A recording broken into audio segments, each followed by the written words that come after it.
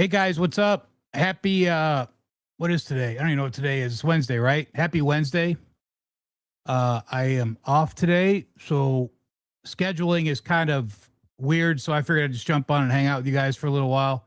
Got really nothing going on, too hot outside to go out and mess around in the garage. It's beyond the time that I could go out and get something going. So I figured I'd jump on and hang out with you guys for a few, see if anybody's got any cool projects going or anybody had anything. I got a couple quick things I was going to go over because whoever doesn't catch it, whoever's in the community and doesn't catch it live with me today, then uh they'll just catch it on the replay. So anyways, yeah, nothing new, man. Just working all week, off today. So I figured I'd jump on and see what you guys are doing. Matt Stewart, what's up, man? How's it going? Darren, what's up? Are you off of work already? Or I thought you were West Coast. Are you West Coast or East Coast? I forgot. Johnny Rasmussen, what's up, dude? Thanks for being here. I appreciate it. For the replay, if you have any questions or anything, just go ahead and hit me up. 40 Grit Guitars. I know I was pretty active for about a week and a half because I had those projects going on, but you know, everybody's got to go to work and stuff. So that's just the way it is. Swag's available, 40gritguitars.com. You want to pick up a hat or I got some other stuff on there that me and my boy put together. So you guys see anything on there that you have interest in, that comes directly from me, not from anything affiliated with YouTube. Let's see what else. Who else is in just got home. Okay, cool. All right, bro. So anyways, so I got the last thing I did was the GL 200K, really good responses on that one. That's a really cool guitar. That turned out really good. Pretty happy with it. Got some good responses, some good feedback on it. A couple guys went and bought them. A couple guys went and bought the guitars and were sending me upgrade pictures and stuff that they're doing. So, you know, some cool stuff going on with regards to that. I got the Steinberger done. So that's kind of why I got on today. My buddy came over yesterday and we were messing around with the Steinberger, and I said, I need to go on and show everybody that it's done. So here I jump on with you guys for a few minutes. What's going on? 40 Skunk, what's up? Thanks for being here. Appreciate it. Okay. So the Steinberger is done. It's in great shape. I had the frets. I had well, you can see how glossy the neck is. Tim did a great job on this, putting this together. When I got it, it had some pretty good cowboy cord fret divots, but the rest of the frets were in great shape. I kind of felt like if I was going to do it, I was going to do it right, because this will probably be the only one I'll ever own. I don't see myself going after another one of these. But I got this from Rob Johnson. Shout out to Rob. Rob, thanks, bro. Appreciate it. So I totally disassembled the guitar. I'm pretty sure I showed pictures of all that on the last live, but it's put together now. It's transposed. It's done. Yeah, I mean, look at that fretboard. I mean, that's got, Tim did a great job on this. So it was interesting. We were talking about fret, crowning and, do a fret level and crown on this. And the radius or the relief in this neck is baked in at the when they built them. So when you go to do these, you can't use a long file. You've got to use a short file and just do a little bit at a time, because if you do a long file, there's no way to take the relief, to put relief in the neck after the fret job. So, so I took us down to Tim, my guy, Atomic Guitars, Peoria, Arizona. Fantastic guy, great business. Shout out to Tim. So he did the fret job, a fret level crown. I did everything else. I buffed it out.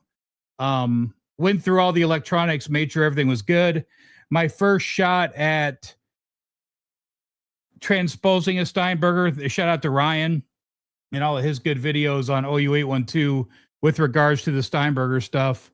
It worked out fairly well. So there was another company I forgot that I had reached out to. They are I do have them on my last stream in the shout out box, but he recommended the Diodario strings on this, so I went after the Diodario, got it set up inside the jaws, got the balls set up inside the jaws, so that this area down here where you can see the balls, that's called the jaws of the guitar, and they have to go in there correctly. Let's see. The strings have to go into those jaws correctly, which you can see perfectly right now. They've got to go in correctly, because if you don't, when you go to transpose it, you're going to have problems. Transposing on this isn't the funnest thing I've ever done, but and it did take some time. But getting it transposed to where when you switch from key to key to key, it stays in tune, which is the uniqueness of the Steinberger. So, looking at this, I've got this set up to where, and there's a tower, which you can see the tower sticking up there, which the bar clicks into. So once you click it into that, now I can't move the bar. It's set to standard tuning, right? So if you're going to play Summer Nights, you would just pull it back and go all the way up, and then now it's higher, but you can't use the bar. See, so it's interesting about these, because I was talking to Ryan about it when I got this guitar, and I said, so I can't use the bar? And he said, no. If you want to use the bar, you've got to take it out of the lock position, use the bar, and then go back into the lock position. So that's interesting, because when I went back and I watched Summer Nights of Ed playing it, he's not using the bar when he's in the key up the step and a half for Summer Nights. So it was a big learning process for me with this guitar, and it's really cool. So the most unique thing about this guitar came up yesterday when my buddy was over and we were messing around, and Vito used the same tuning for Little Fighter from White Lion. It's the same tuning as Summer Nights. So I was just sitting there messing around with the guitar, and I was like, wait a minute. And then he had mentioned something about, I think that's an F sharp. And I said, well, that would explain why he's playing the Steinberger. So then we kind of sat there and researched, because I didn't know.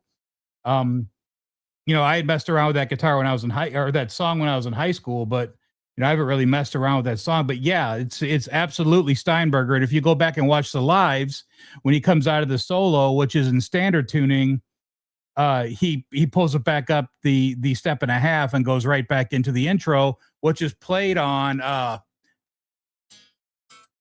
so I'm in standard tuning, but you can hear it.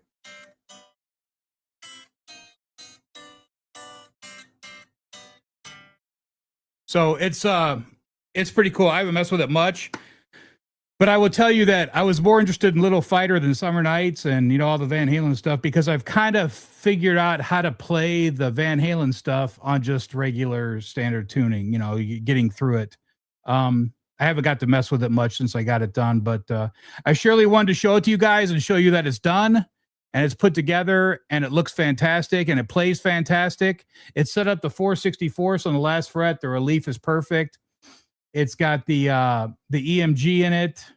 I think it's an 85 is what I pulled it out and looked at it, but it's an 85. There's just so many idiosyncrasies with this guitar that all came together thanks to Ryan and thanks to some other feedback I got from the manufacturing company in California.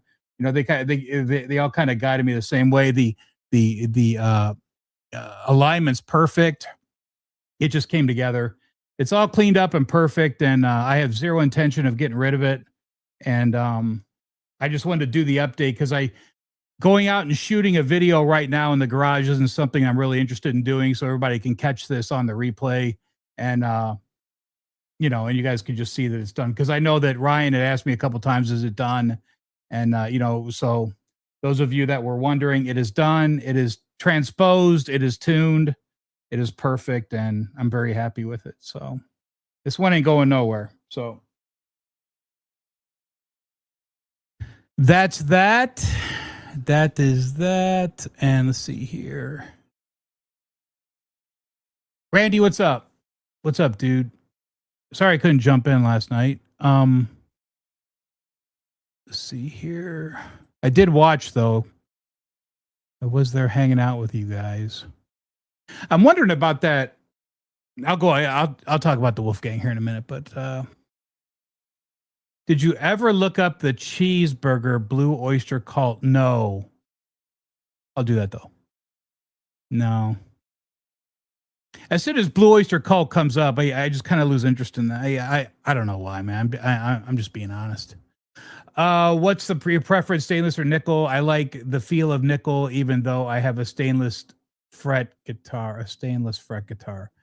So I think the feel of stainless, again, my buddy was over yesterday and we are messing around with the Wolfgang, and it's, those are stainless. They just feel good. They just feel good. So, I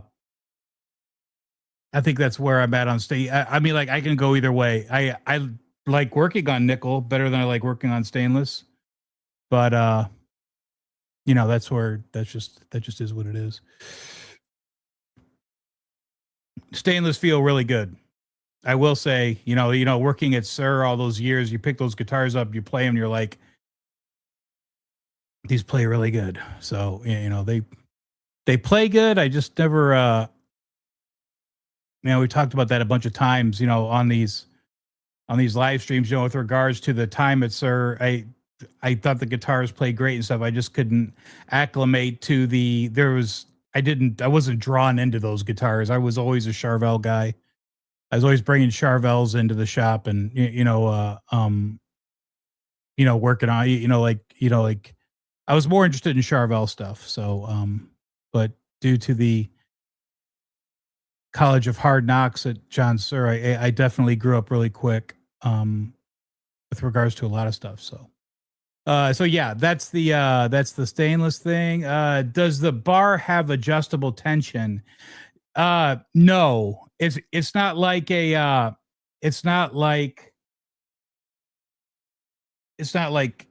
tension on the back. You've got your tension right there, right? But what that's for is that's to level the trem and to get you sitting correctly, level to home plate. So hold on a second. Make sure.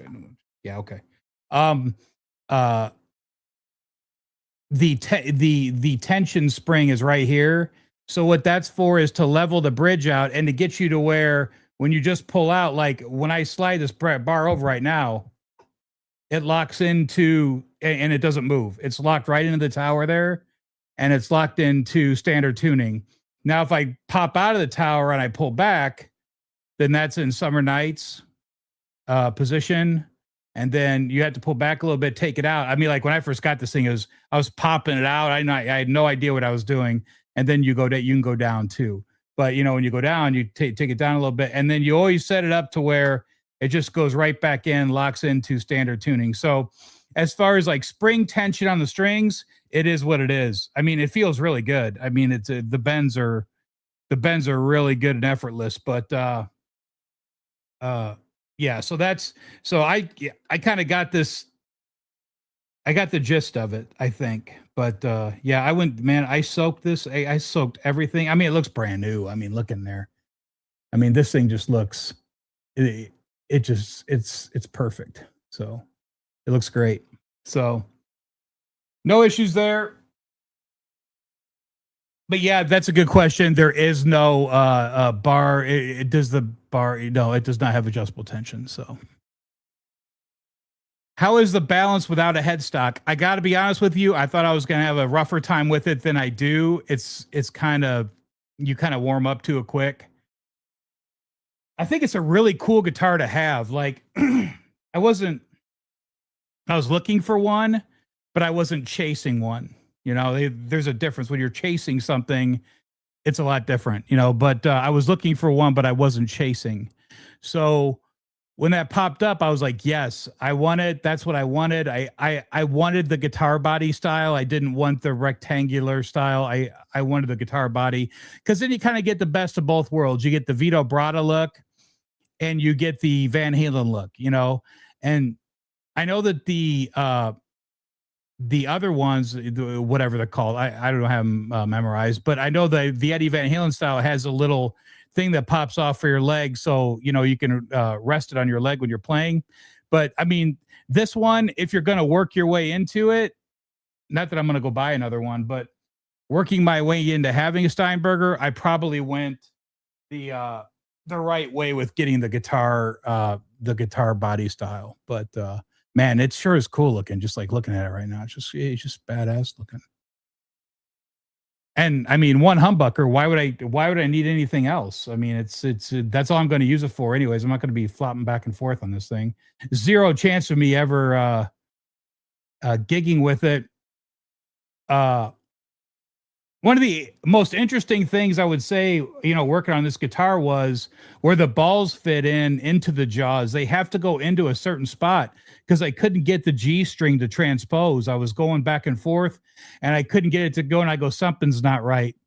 So I pulled that string out. I took the slack off and, popped the string back out, put it back in, and I felt it like slide into, I felt it slide into place, and I was like, okay, there it is. That's probably it. And then I went back and went to transpose it again, and it worked out perfectly. So yeah, so freaking cool, man. I mean, such a cool guitar, And I mean, slipping onto Little Fighter yesterday. I mean, that was really cool because I always thought the keys sounded weird, but I never put the two together with that. So, Jimmy, what's up, dude? How's it going? Did you end up doing a fret job on that guitar that you had last night? I know Randy was saying that you're probably gonna do a fret job. I gotta tell you guys, so it is hot in here. I think it's like 117 out right now, and I got the AC set at like 77, and it is just roasting in this room right now. It's probably just, this is ridiculous. Maybe this is why I don't come on very often in the daytime. Jeez, oh, Pete's. All good, bro. I'm about to leave work, so I'll be listening. Yeah, cool, man. Hope you had a good day at work. I go back onto a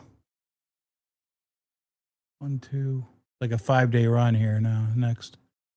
By saying hello. 5150 Nick, what's up, dude? Do you still have the Music Man Axis? It's been off your wall for a while. Yes, it's in the case. It's in the case. Somebody asked me the other day, all these guitars in here have cases, and those are in another room. Like we had a storage unit at one time, and we had a room that we didn't really have anything in. And my gal and I were talking one day, and I said, I should just bring all that stuff home and put it in the extra room. And she goes, that sounds like a great idea. So I brought all that stuff home. And we put it back in there. So it's nice to have that stuff accessible when I need it, when I want to swap a case or something like that. Or when I bought that GL 200K and I didn't have a case for it yet, I had it in here, and I don't like leaving guitars just like laying out. I want them inside the stand, or I want them in a case or something like that. I'm kind of weird about that. Just like, remember when we were kids and we just lean them against the bed or whatever, I'm kind of weird about that. So, I made sure it's in a case, so I just was able to go in the other room and grab the Kamikaze case and throw it up there. But I put the Kamikaze away the other day when I filled my wall up with, I was talking to my buddy, we were talking about Guitar Heroes and stuff, and I said, I'm going to change that wall and have like a little bit of everything on there instead of just Van Halen, DeMartini, Lynch, But I'm glad I did it, because he walked in here yesterday and he goes, do you ever just come in here and look? I come in here and look all the time. I just look, and so I feel that everybody's represented on my wall now that had any kind of impact on me. Ed, Dweezil, Lynch, Nuno, Satchel. Satchel was one of my favorites, like, for a long time.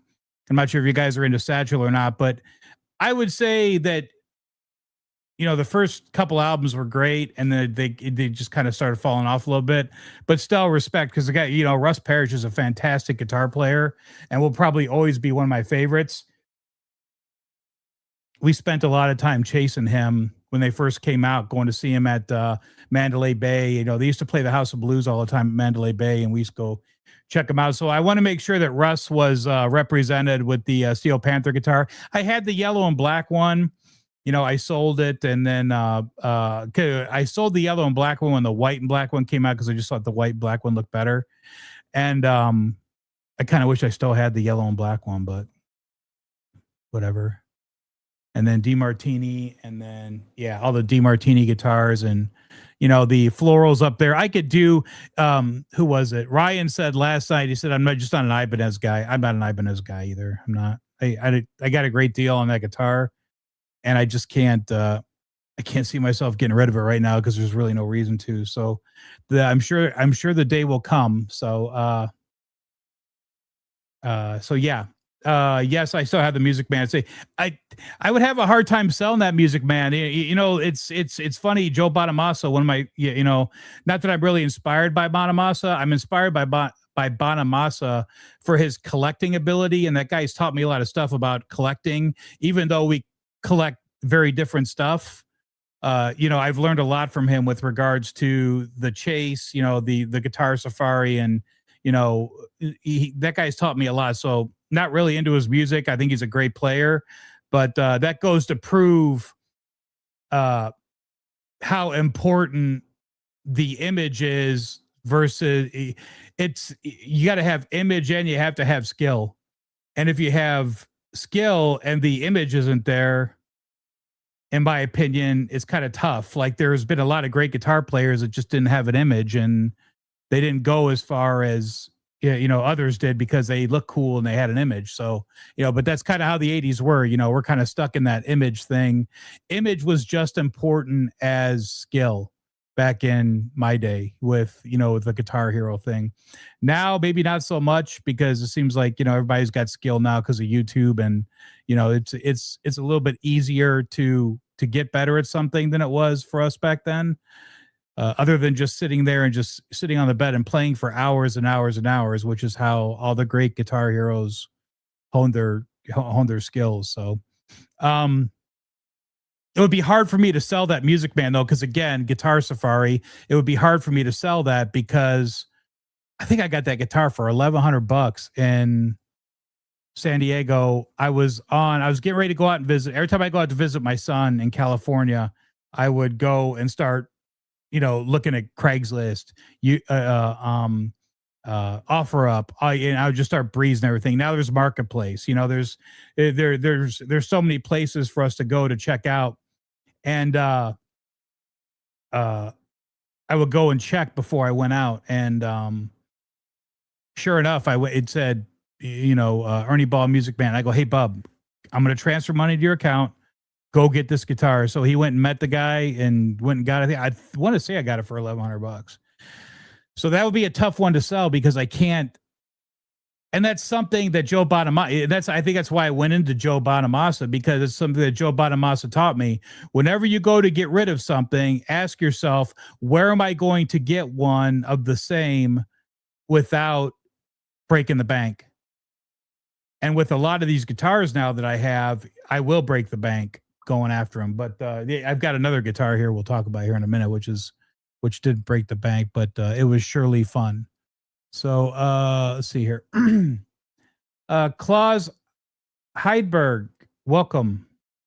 Hello, first time here, loving the content. Hey man, thank you, I appreciate it. Sir and Luxtone user here. Fretwork is great from both. Yeah, man. I mean, like when I was at Sir, Dragon did all the fretwork. Great guy, fantastic fret guy. He ran the Plek, did all the fretwork. He had an assistant, and he was always constantly training somebody, and then they would move on to something else in the shop. But yeah, great fretwork. Great fretwork at John Sir. Everything was great at John Sir. That's kind of why, I probably am so picky about stuff when, that's why I'm so picky about stuff when it comes to any, guitars. I'm kind of stoned that John Sir, it's a good balance of years and years and years of guitar stuff. So Big difference. Probably talking about stainless versus nickel. Yeah, big difference, different feel.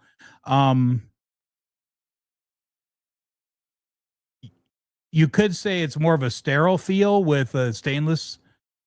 You, I mean, it feels like there's some give on Nick. I don't know. It's a feel thing for me that you surely feel. So, that being said, it just is what it is. Why doesn't it have a neck? I think Randy answered it. It's a composite. Yeah, it's a composite. And it's baked in. The relief is baked into the neck, which is another like, oh my god, it's just amazing. Really cool and interesting guitar. Very interesting guitar. So. Rat 102297. This is a video of Warren playing a Les Paul guitar. What color was it? What? Rat 102297. I have to look that up.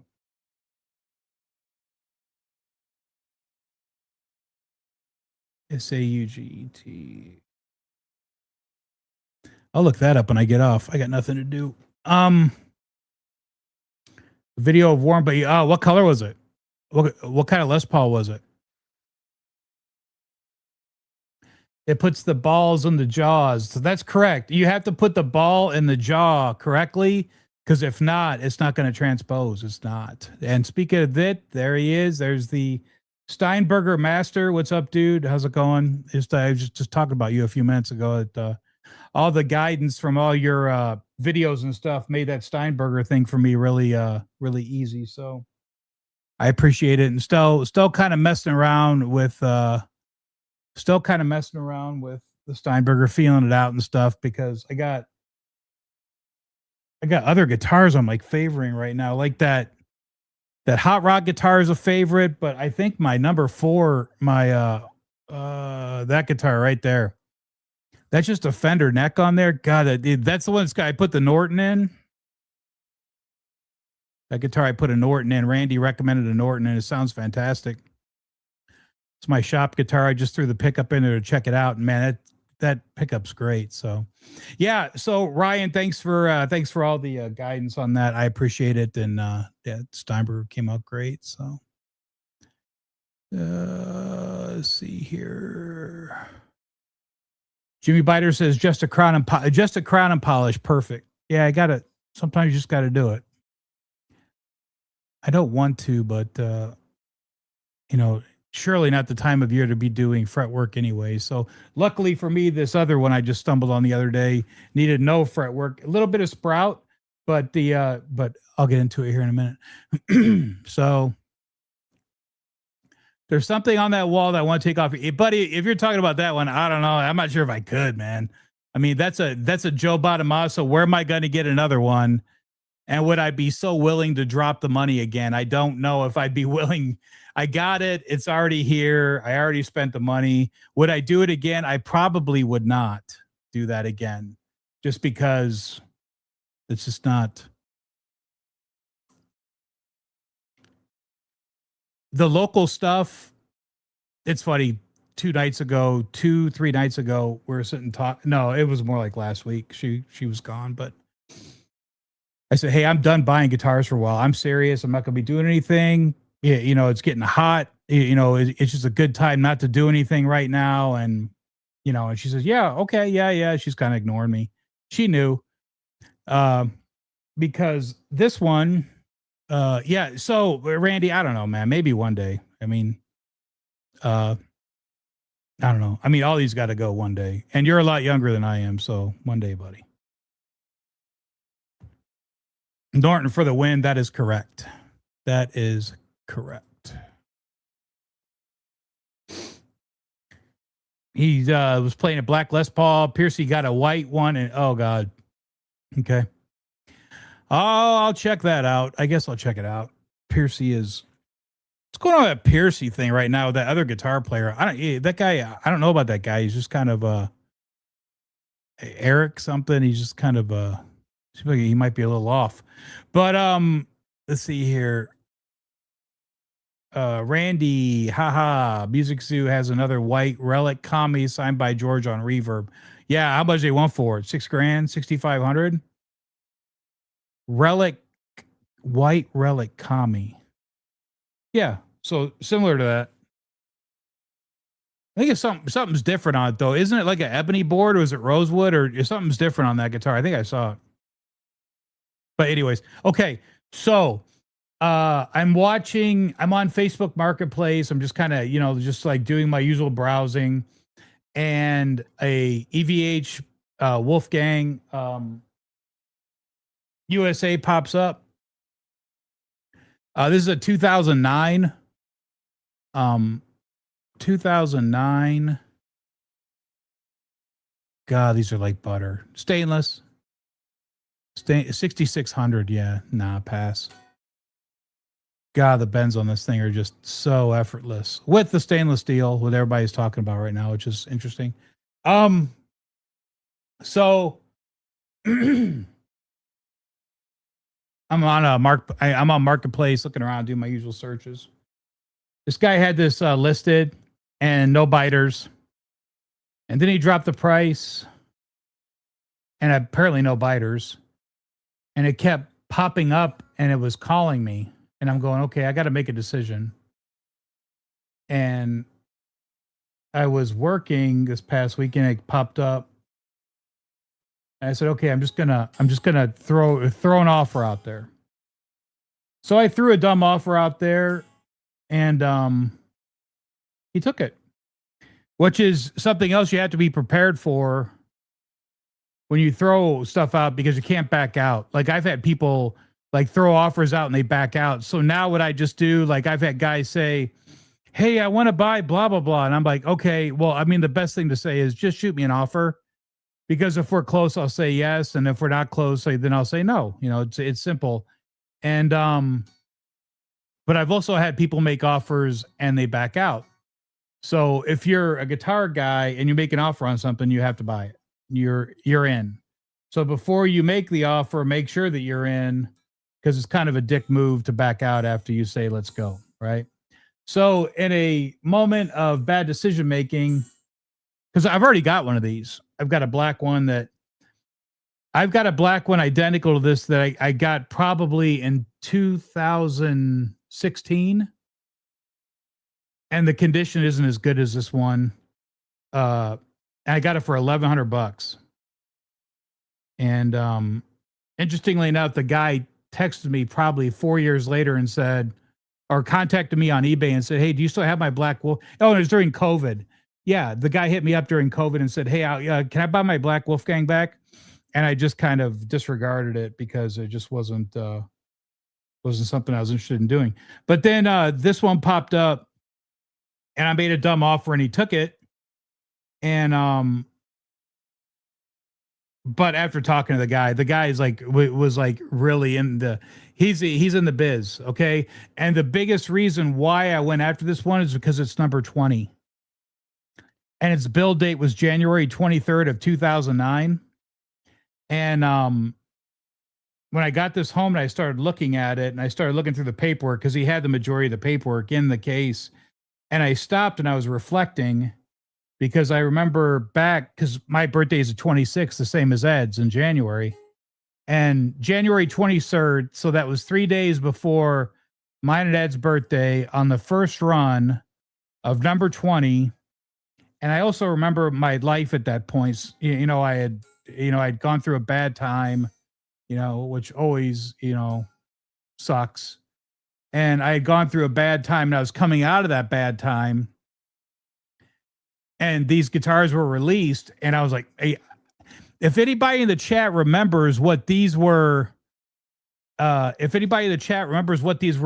released for, I think it was $21.99 is what they were released for in 2009.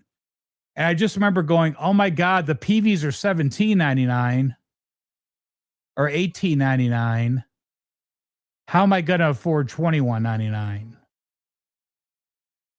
And if anybody remembers what these were released for, I was either $21.99 or $23.99.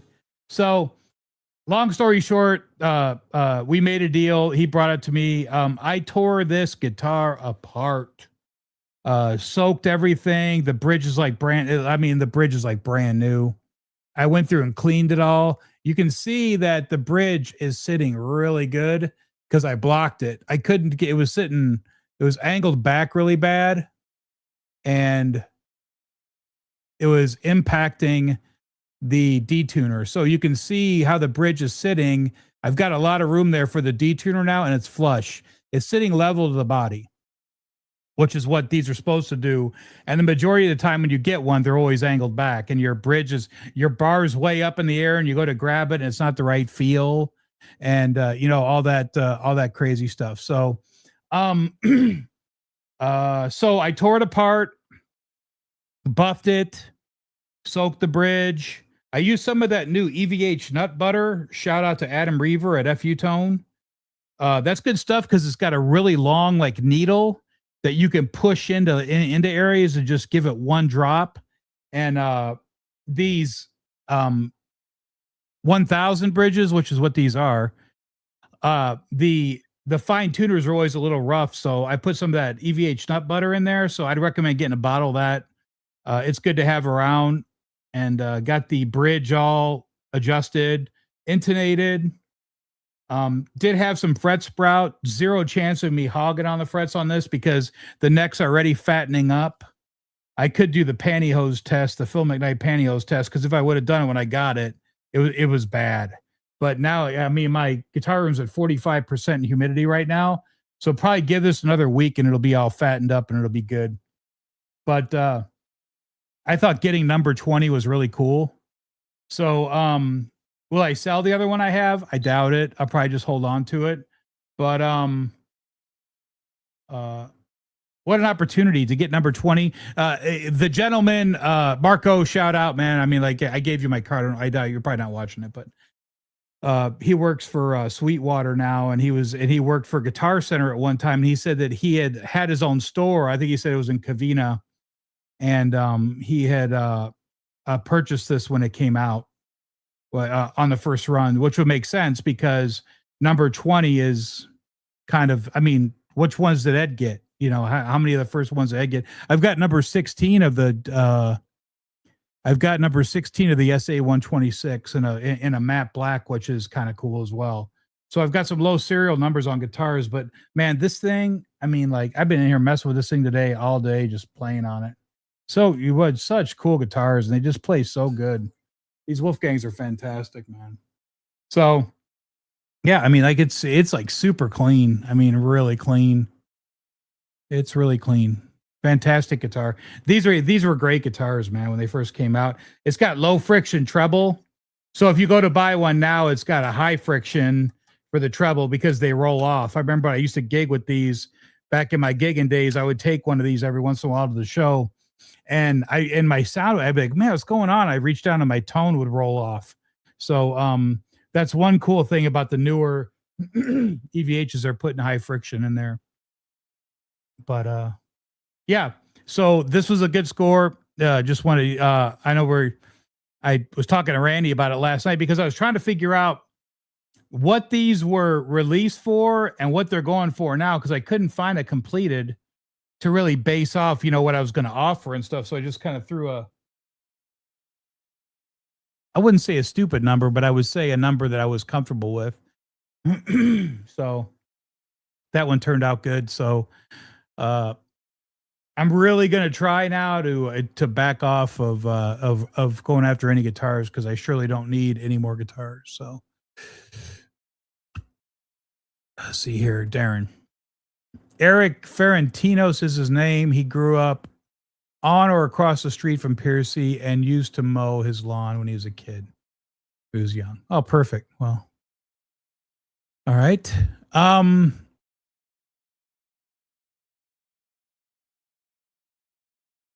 There's a cool song that I stumbled on not too long ago on Piercy. You Only Live Twice.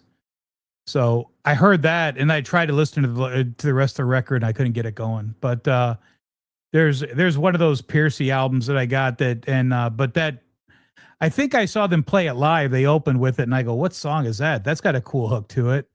And I went back and looked it up, and I think I bought the album and tried to listen to it. I just couldn't get through it. But that You Only Live Twice, you could tell that that was probably made for Rat and used for him. So it was kind of cool. So. All right. Resolution. Sweetwater has the gold MH1087 regional on sale for $6. Oh, okay. They are normally $1,300. That's a good snag. You gonna get one? I know that there's always deals out there. LTD, yeah. Lewis, what's up, dude? How you doing, man? How you doing? This Eric has been using a Tonex, which he's been traveling, and now hauling a Splawn amp with him. I think he has his own IR. Yeah, good for him. I don't know. I don't know much about any of that. I had somebody ask me the other day, asking me about something, one of those, and I go, buddy, I'm not the guy to. I'm not the guy to hit up on that on those Tonex things because I don't know anything about it. I'll just continue to use my amps. I don't want to do that. I've got my sound dialed in. You know, like I was thinking about doing the wet, dry, wet because I could surely do it, but I don't know if I really want to set that up because that's one specific sound. If I use that sound, I go to play anything else, it's gonna remind me, it's gonna be like, this is how I personally feel just about my playing in here. It's gonna sound like Ed playing whatever else. So I'm just leave it the way that I have it set up, and then you know, as I want to come in here and play, I just plug it in and mess around with it. So Lewis is good. Not hauling his amp around. What does that mean? Let's go. Tonex traveling and not, instead of hauling his amp around, he's using it, and now I understand. He's using the Tonex instead of he's using the Tonex instead of going around with an amp. I mean, like, it's smart, you know. It's smart. You're not breaking your back. I mean, you know, again, you know, me and my buddy are sitting here talking about gigging and stuff, and I was like, he's like, you know, I'm gonna try to do it again. And I was like, man, I said, good luck. I said, because the chances of me loading my stuff, throwing it in a truck, going to the gig, setting up, sound checking, taking a break, waiting for it to start, the anxiety of getting people in the door. There was nothing better than playing to a crowd that was decent. That's why I always enjoyed playing like downtown Temecula, because we usually had a really good like showing. If we would play like out in, there was some dump we played and it was hit or miss. You know, the anxiety of saying, okay, we're going to start at 9. There's 10 people here. That would suck. And then playing for 4 hours, and then breaking down, throwing it in the car, getting home at 3:00 in the morning, and then, you know, waking up Sunday or waking up Saturday morning, and, you know, half your day's gone because you slept till 11. I just don't see myself doing that again. So that being said, and I'll tell you something else. I've been struggling with like these, like, because I got these progressive lenses, and I went to the optometrist today for an appointment, and I got computer glasses now, which I didn't even know that existed until my girl told me about them the other night. And now I want to sit there and tilt my head at work anymore when I'm doing stuff. I can look at it straight on. It's going to be a gift. But like looking at my screen right now, it's blurry. But if I go up to my progressive now, it's perfect. So I'm super excited about that. The struggles of the old man, not being able to gig anymore, and or not wanting to gig anymore, and having vision problems. It's fantastic. Cushman, what's up, dude? Thanks for being here. Appreciate it. Just a quick jump in today because I was sitting out there doing nothing, and I said, yeah, maybe I'll go jump in because I don't want to do a video right now of the Steinberger because it's just too hot. I don't want to do a video of the EVH that I just snagged because it's just way too hot out in the garage right now. I should go out there, and I want to say it was 112 out in the garage right now, which is just ridiculous, man. Crap. Did you guys pick this up? I just picked it up. I got the record store day. I'll probably leave that one sealed, but I got the CD, and my son helped me put it on my iTunes lossless quality the other night. So I'm looking forward to driving to work tomorrow to listen to it and in my truck. It'll sound good. So got that going. I really don't have anything else going on. I got a couple of Black Floyds are kind of tough right now. I had a guy post a Black Floyd the other day on Reverb, and I bought it $200 with the nut. But she said that it was everything was brand new, and he just took it off because he wanted to go to Chrome. So I should be getting that tomorrow. If you find a Floyd Rose right now and you're thinking you're going to use Floyd Roses in the future, buy them now because they're going to continue to go up. They're going to continue to go up. So if you see Floyd Rose stuff, I'd be snagging Floyd Roses as quickly as I could right now. So, trying to think if there's anything else. Anybody got any questions or anything before I jump off? Go catch some news and wait for her to get home. But I just want to jump on today and talk to you guys about a couple guitars and see what's doing. See what's the Alaskan Rockstar. What's up, man? How you doing? What up? I just ordered from Schaller. Buddy, the thing that rubbed me about Schaller was getting that import bill like 3 months later. I got a little bit of a problem with that, so I don't think I'm going to be doing that again. Who was I? I was talking to Tim the other day over at Atomic when I went to go pick up the Steinberger neck, and him and I were talking about nuts.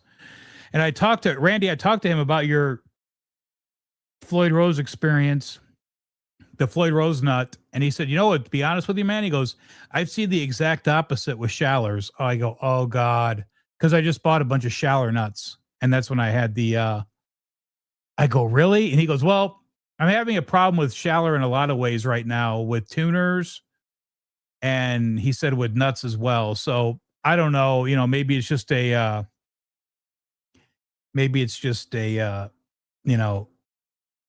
Roll the dice with regards to anything right now. But I don't think that we're having the problems we did during COVID for sure.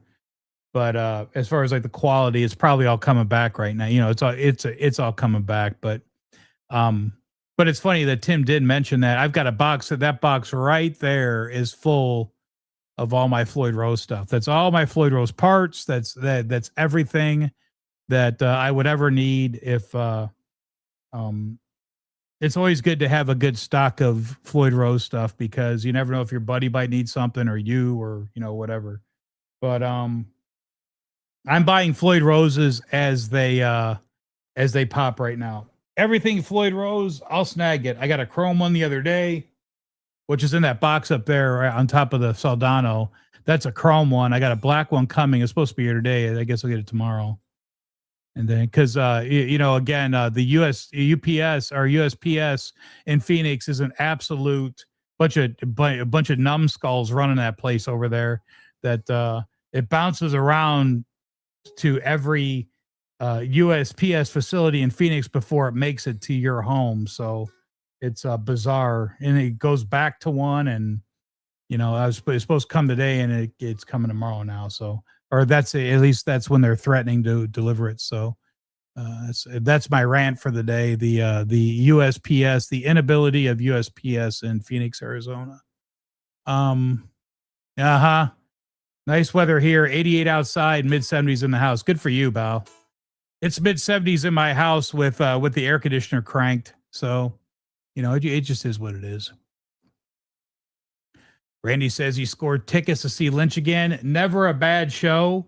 Again, we were laughing yesterday how Lynch has never played a solo the same. Because we pulled up Sleepless Nights. We pulled up Heaven Sent. And we pulled up Dream Warriors. And never does it does he play the solos correctly. So just as I'm getting ready to get off, here comes all the people in the chat. So I'll stay on for a few more minutes. You guys want to talk about something? In January's a good time. Plus it'll be cooled off by then. See here. Zach Thong, what's up, man? How you doing? Hopefully you're playing your guitar right now. Every time I see you, you got a guitar wrapped around you. So hopefully you're playing your guitar right now. My son is in Ridgecrest, California. He just moved from Simi Valley. That's going to be interesting. Going to see him. It's going to be different now because he lived in Simi Valley, which was close to Norm's, and he'd go jump in the car, and now he's up in Ridgecrest because he's working up in China Lake. So different. He's got the Arizona climate now. Congratulations, son. So Zach Thong saying hello. What is? Oh my God, it's so funny. You really? What are you doing for string stretching, buddy? I stretch by hand. Let me tell you something. That tech for Eddie Van Halen, whatever that guy's name is, that guy did I mean, I drank the Kool-Aid, whatever. I mean, I was watching his string stretching tools that he bought. There's 0.0 chance of that guy using those string stretching tools to stretch Eddie Van Halen strings. There's 0 chance. I always just pinch like side to side and twist a little bit, a couple times up and down. I bought those tools that guy uses, that guitar tech for Eddie Van Halen. I think he's with CC DeVille now or whatever. He's probably working with somebody, but I bought those queer things, and I was sitting there sliding back and forth with it. I'm going, man, these damn things are getting hot, But then I sat there and looked at it, and I saw that's why he had 4 of them laying there, because they get so hot from the friction that he's got to switch it out. And I was like, okay, but if you got to buy 4 of them, when I've been stretching my strings the same way since I was in junior high school, and yeah, I mean, like you put new strings on a guitar. I may have tuned up once or twice on this EVH Wolfgang, but I'm not going to go. And yes, I did go buy like one of those, and I was like, this is the most ridiculous thing I've ever seen. And you know that they totally went to him and said, hey, act like you use this thing, and then get people to buy them. Well, they got me. You got me. But you can shear a sheep a bunch of times, but can you only skin them once? So there's 0 chance of me going back and drinking any Kool-Aid that we're showing of anything like that. It's so funny you guys say that, Darren, because I was watching that video. That video popped up the other day, and I always forward it to that part where he's got the string stretching tool. And I'm going, oh God, you're such an idiot for falling for that. But yeah, I mean, like, so the way I stretch is I have them lay on the ground. I just grab the string. I just twist. Odd. Like, how can I do it? Just push with the thumb one way, and then take your index finger and go the other way. And just kind of stretch them out. And that's always worked for me. And remember, you can't stretch coated strings. That's something I learned when I got to Sir, because I was stretching strings, and Mike came up to me, he goes, Mike, you can't, we don't stretch strings because we're using whatever those were. And you shouldn't stretch coated strings, but I've been using the Ernie Ball Pinks for years. So yeah. Zach, thanks for bringing that up. You got my blood pressure up, but watching that, I don't want to say goofball, but watching that guy, they totally went to him and said, hey, we got this tool, and just pretend like you use it. And then he probably ran and goes, God, man, this thing's getting hot. Well, give me 4 of them, so then I can say that and while one's cooling off, I grab the other one. No. Stretching with your fingers is free. I have an even mix of Charvel and Ibanez with a few Fenders, and my first guitar, Aria Pro 2, the Cat. The Aria Pro 2s. Remember the Aria Pros? I mean, like, everybody wanted a Aria Pro when I was in junior high school because Lynch had one in the Into the Fire video. I'm pretty sure that's what it was. Played an Aria Pro, and then everybody wanted one. Everybody's like, I got to have an Aria Pro because Lynch is playing one. So He's playing the same crappy bar 10 minutes from the house that he did last time. Hopefully I can get my Sam Ash 600T sign. Well, just hit up that bass player, dude. I mean, you had good rapport with that guy, you know? Extreme, Tesla, and Motley Crue are coming here.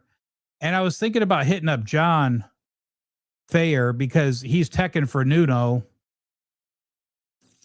And I'm sure that John would say come because him and I, hit it off pretty good. But he'd probably hook me up. But I mean, there's just something about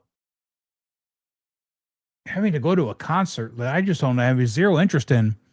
And just being honest, as soon as Extreme was done, I would leave. I have zero interest in Tesla, and I have zero interest in Motley Crue. So I mean, there's zero chance of me going. There's zero chance of me going to see Extreme. What do you guys think about those Extreme guitars, those new Nuno guitars? I'll start up something. What do you guys think about those Nuno guitars? I said one to my buddy yesterday. I go, "What do you think about these?" And he said, "Well, they're different. They got the the racing stripe on them, but they're pretty much the same guitar as Nuno's. And I would never buy one, but if somebody gave me one for free, I'd take it." And I was like, "Yeah." So that made me happy that I bought I got an N4 and I have the 4N. I've got the 2. So in my opinion, those are the important ones to have. So I'm glad I got those because I think Washburn's done doing those. Somebody was talking about that the other day, how they said that, I don't know who that was. They said that he bought one and then Sweetwater had told him that there's a very limited amount now. Like they're not doing them. They're not doing them again. So they're not going to be doing those anymore. The Washburn Nunos. So maybe that is the case. So that's cool, bro. For sure. I'll hit up Jaron. Yeah. That's his name, Jaron. That guy seems cool, man. I met him in Phoenix when they were out here. And they were passing that last ride flyer down the thing. And I go, "I don't want anybody to sign it but George."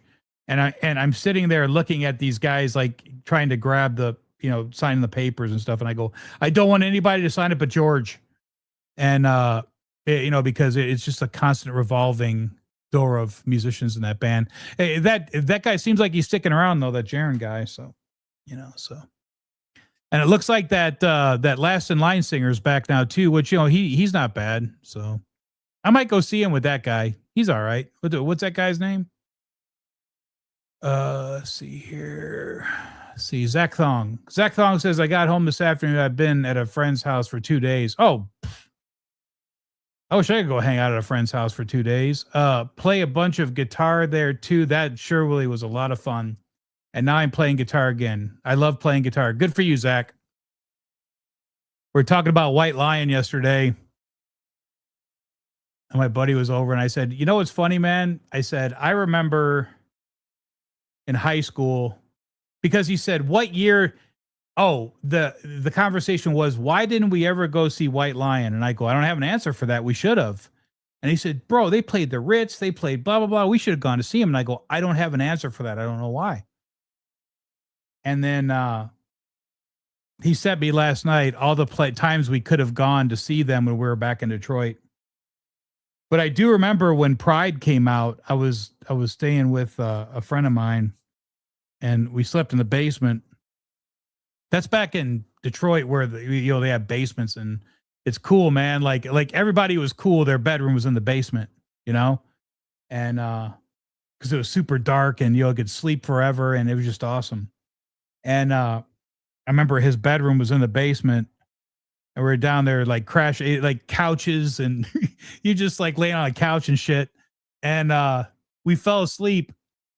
And I remember it was a cassette for sure, but his stereo had repeat. So we just put on Pride and it played all night long. And I remember waking up and it was still playing like throughout the night. And I just remember that's such a nostalgic feeling now to go back and think about that. And you try to redo it, and you had the time then to just sleep and listen to that. But now to go and recreate that, it would be weird.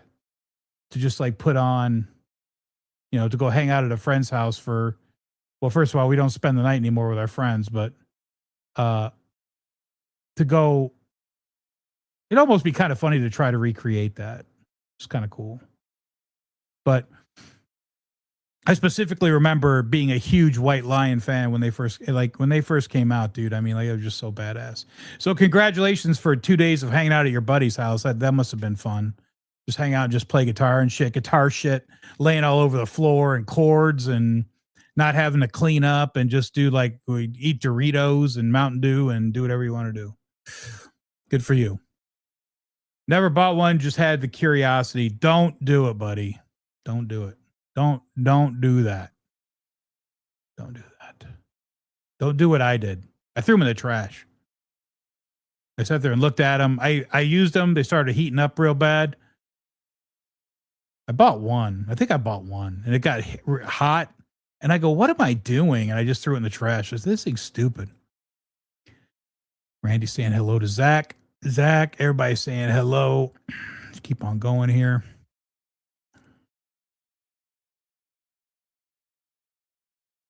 So happy. I'm so excited to get my glasses. So I stopped looking up to freaking piss me off.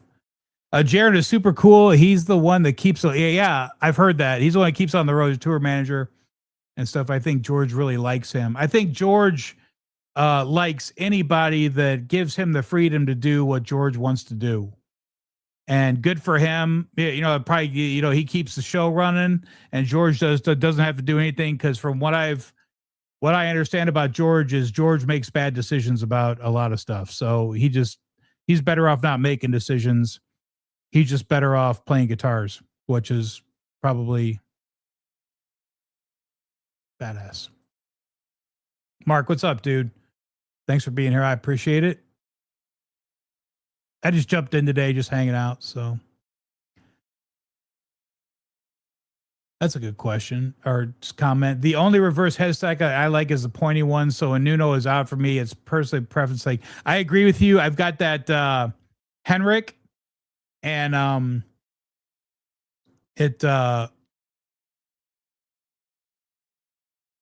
the Henrik is it's well, I can't really say that. I picked it up the other day and I thought it played pretty good. So that's something else too about having a bunch of guitars.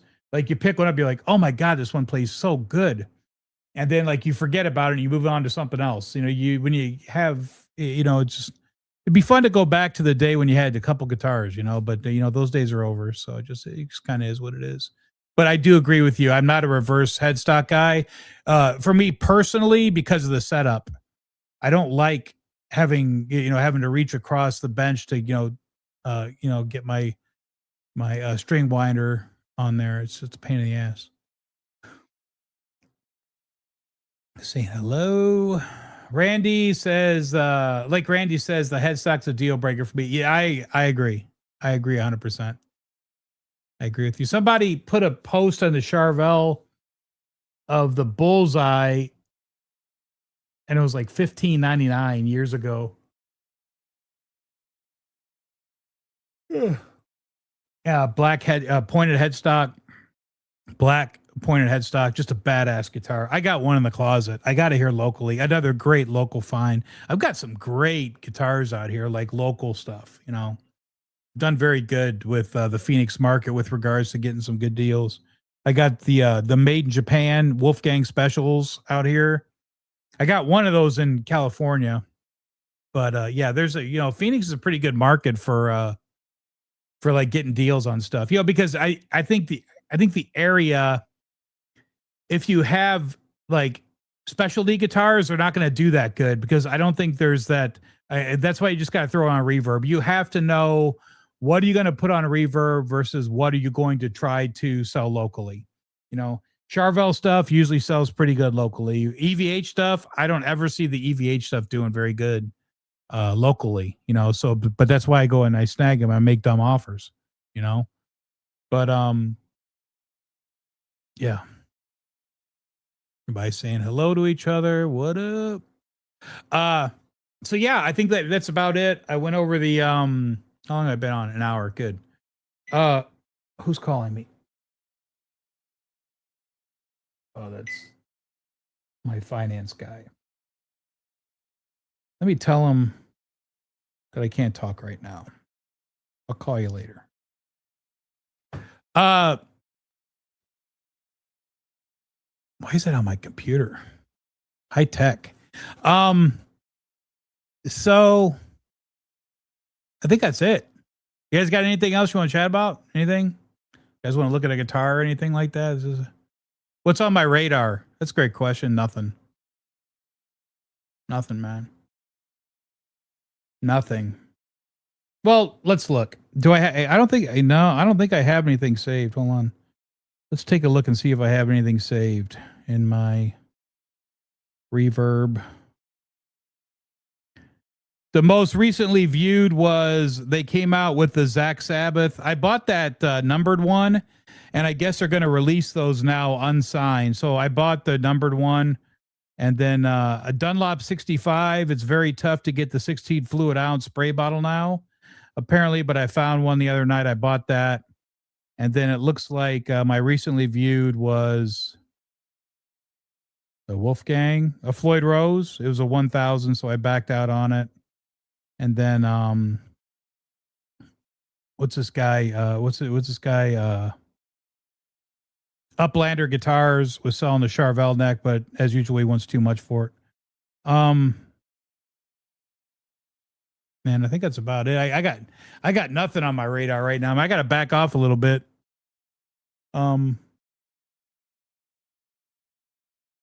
We pulled this one out yesterday, man.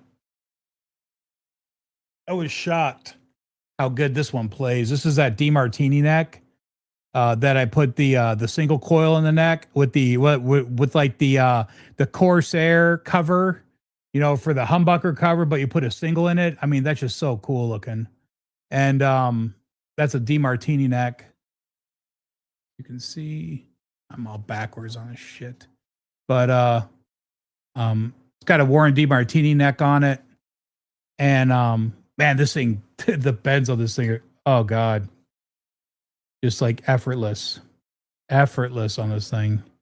You know, it'd be cool to gig again, because I would surely have some really cool guitars to go to the gig with, but I don't think that's gonna happen. Let's see here. The only things available in my area are Fenders and pianos. Well, you know, the Fenders might be, I mean, if somebody's in the market for a Fender right now, just buy a used one. You know, that's what everybody's saying. Just, you know, if you're in the market for one, just buy a used one. Don't go buy a new one. You know, so let's see. Which Rodecaster? Oh God, don't tell me there's a new one, because I'll go buy it. Which Rodecaster are you using, the Pro or the Pro 2? I have the Pro 2. Is that the newest one? I remember all the guys on OU812 got this, and I go, I need to get one of those because I want to learn how to stream professionally.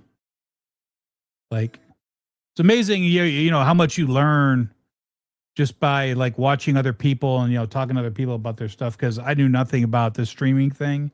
And if it wasn't for my kid, I'd be doomed. So shout out to Nathan. This thing plays, God, this guitar plays good. Tim, I'm going to sell my GU7R to fund parts to build up my Jackson. That's cool. Jackson Kelly, that's cool.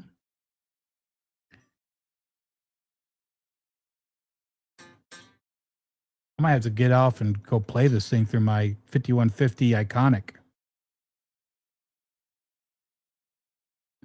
I put the RTM in this and the, what's that called? The quarter pound original Floyd Rose blocked 3-way Schaller or 3-way Switchcraft, not that garbage that Charvel uses. That you let it sit for a little while and it doesn't even click anymore. It doesn't even activate. That's a DiMarzio pot for sure. And then I had those Charvel tuners in the garage already. That's a original nut. Feels off. The lineup's perfect, but again, feels like there's just It's heavier on the treble side than it is on the bass side. But the dots are perfect. The dots are super centered, so it's all good. How you're going to play that stream from your phone. If you're going to play that stream from your phone, but I don't know how to do that shit. I mean, like, I set this stupid thing up, this pedal board down here to play online, and I never do it. That's what I should do sometime. I should just go and get on and just sit here and play chords just to see how it sounds. I would hook it up right now.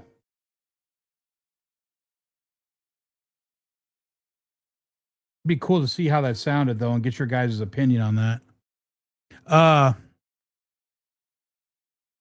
If you're going to play that stream from your phone.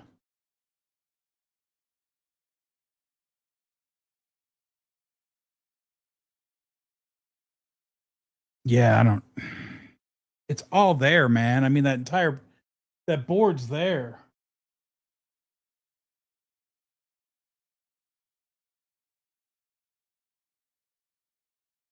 That's that that IRJ I bought. I got the IRJ on there running through the I got a MXR. Yeah, I got the IRJ through.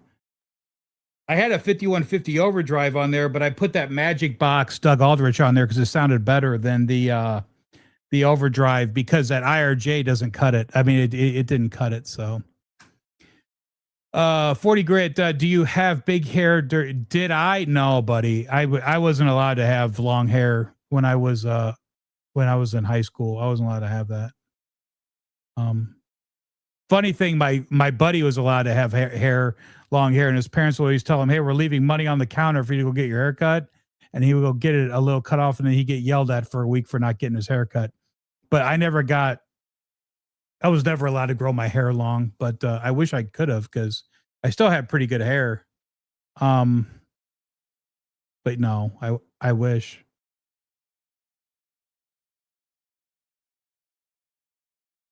Yeah, looking back on high school, I don't remember. I remember me not wanting to be there. That's it. That's what I remember. When I went to high school, I was in building trades. I wanted to be an electrician, and so I joined building trades. We built a house my senior year, and I learned a lot about building houses and drywall, and which was good later on in life because I know how to fix stuff. But I never had long hair, but I was always into the guitar stuff, and I was always into the like the hair bands, and all my friends had long hair, but I never had long hair. And then when I went in the military, they took all my hair off, and I didn't have any hair. I didn't have any hair at all. So I wish. So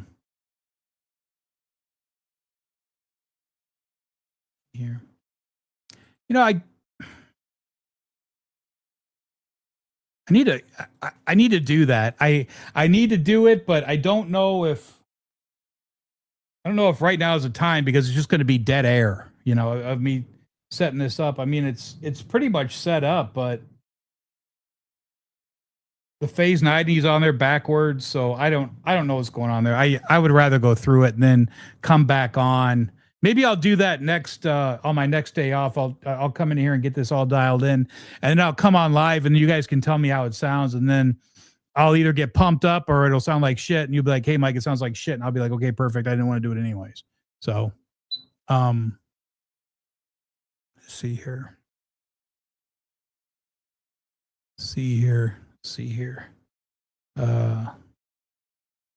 Oh, look at that. My mom is watching my live stream right now. She said, "Bad mom, you couldn't have long hair." It was just something that didn't happen. But hey, I mean, that's what's great about having parents. You get to bitch about them when you're late, when you're when you're older. I've certainly I know my son has certainly complained to me about some of the things that happened to him, but hey, nobody's perfect.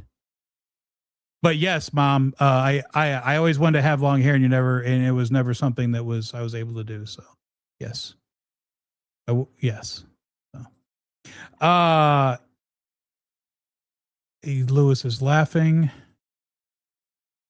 I had my hair halfway down my back. You see, but then again, you have to understand something. So reading that, this is an interesting conversation because reading that, you were. I guess I understand why, I didn't live with my father. I live with my mother, but I guess I understand because you were stereotyped, and you were stereotyped if you had longer hair. You were stereotyped as a burnout. They called them burnouts when I was in high school. If you had long hair, you were considered a burnout. And then if you had, okay, yeah, okay, hold on, turn my phone off. So, I just came from more of a, a good home for lack of a better term. And, my mother probably wanted the best for me. So, she said, you're going to get your hair cut and you're not going to, walk around with long hair because you're, birds of a feather flock together. So if they see your child and they stereotype you and everything else. So I surely understand. And I don't even know why my mother's watching my live stream right now, but that surely wasn't anything negative other than it just was what it was. And then when I went in the military, you lost the interest in growing hair. But I will tell you, my first 4 years in the military, I grew my hair longer on the top, and I would get counseled sometimes because my hair would be so long on the top if you took my hat off. And then they would take me down to the barber and I had to get my hair cut and stuff like that. So yeah, that was interesting. But so yeah, you were stereotyped, by your hair. But of course I wanted to have long hair. I wanted to look like Eddie Van Halen, but I've always been the absolute opposite of Eddie Van Halen, which is cool. I was never. I don't think I was ever. I don't think I was ever cool. Like in high school, I think I just existed. I just existed. I went to school. I realized I didn't want to be there, and it just is what it is. We might hung out, but I will tell you, I still talk to a couple friends of mine, from high school, good friends of mine, still guitar guys too. I've been playing since I was 12. I still don't have a pedal board. Definitely on my priorities. Yeah, man. You got to get one, bro. I mean, like pedals are a whole like other world. It's so much fun. So, you can accentuate. Is that the word? You can build on what you already have, and you're going to enjoy it. Yeah. You have to get one. You have to get one. So, did I just hear a chirp? You heard my phone? That's my text messages. My mom was blowing me up, commenting on me saying I didn't have long hair or something like that. So, anyways, yeah. So I turned it off. We won't hear it again. Randy says you're right. The White Relic Kamikaze Music Zoo has. That Music Zoo has up now is an ebony board. Yeah, I thought there was a difference in that guitar. I thought there was a difference. So, I prefer the rosewood myself, but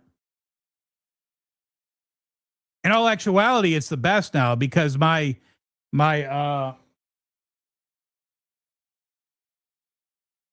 Purple Tiger's got a rosewood board, and then my Kamikaze's got a ebony. So I mean, like you could have the best of both worlds. Like you could have whichever one you want to go after. You know what I'm saying? I remember buying a really expensive pedal for my dad, and I blew it up immediately. Wrong power. Oh God, yeah, that's rough. Yeah, I always look at the power. Even though I know what it is, I always look because yeah, you can do some damage on something like that. And if you have one of those expensive.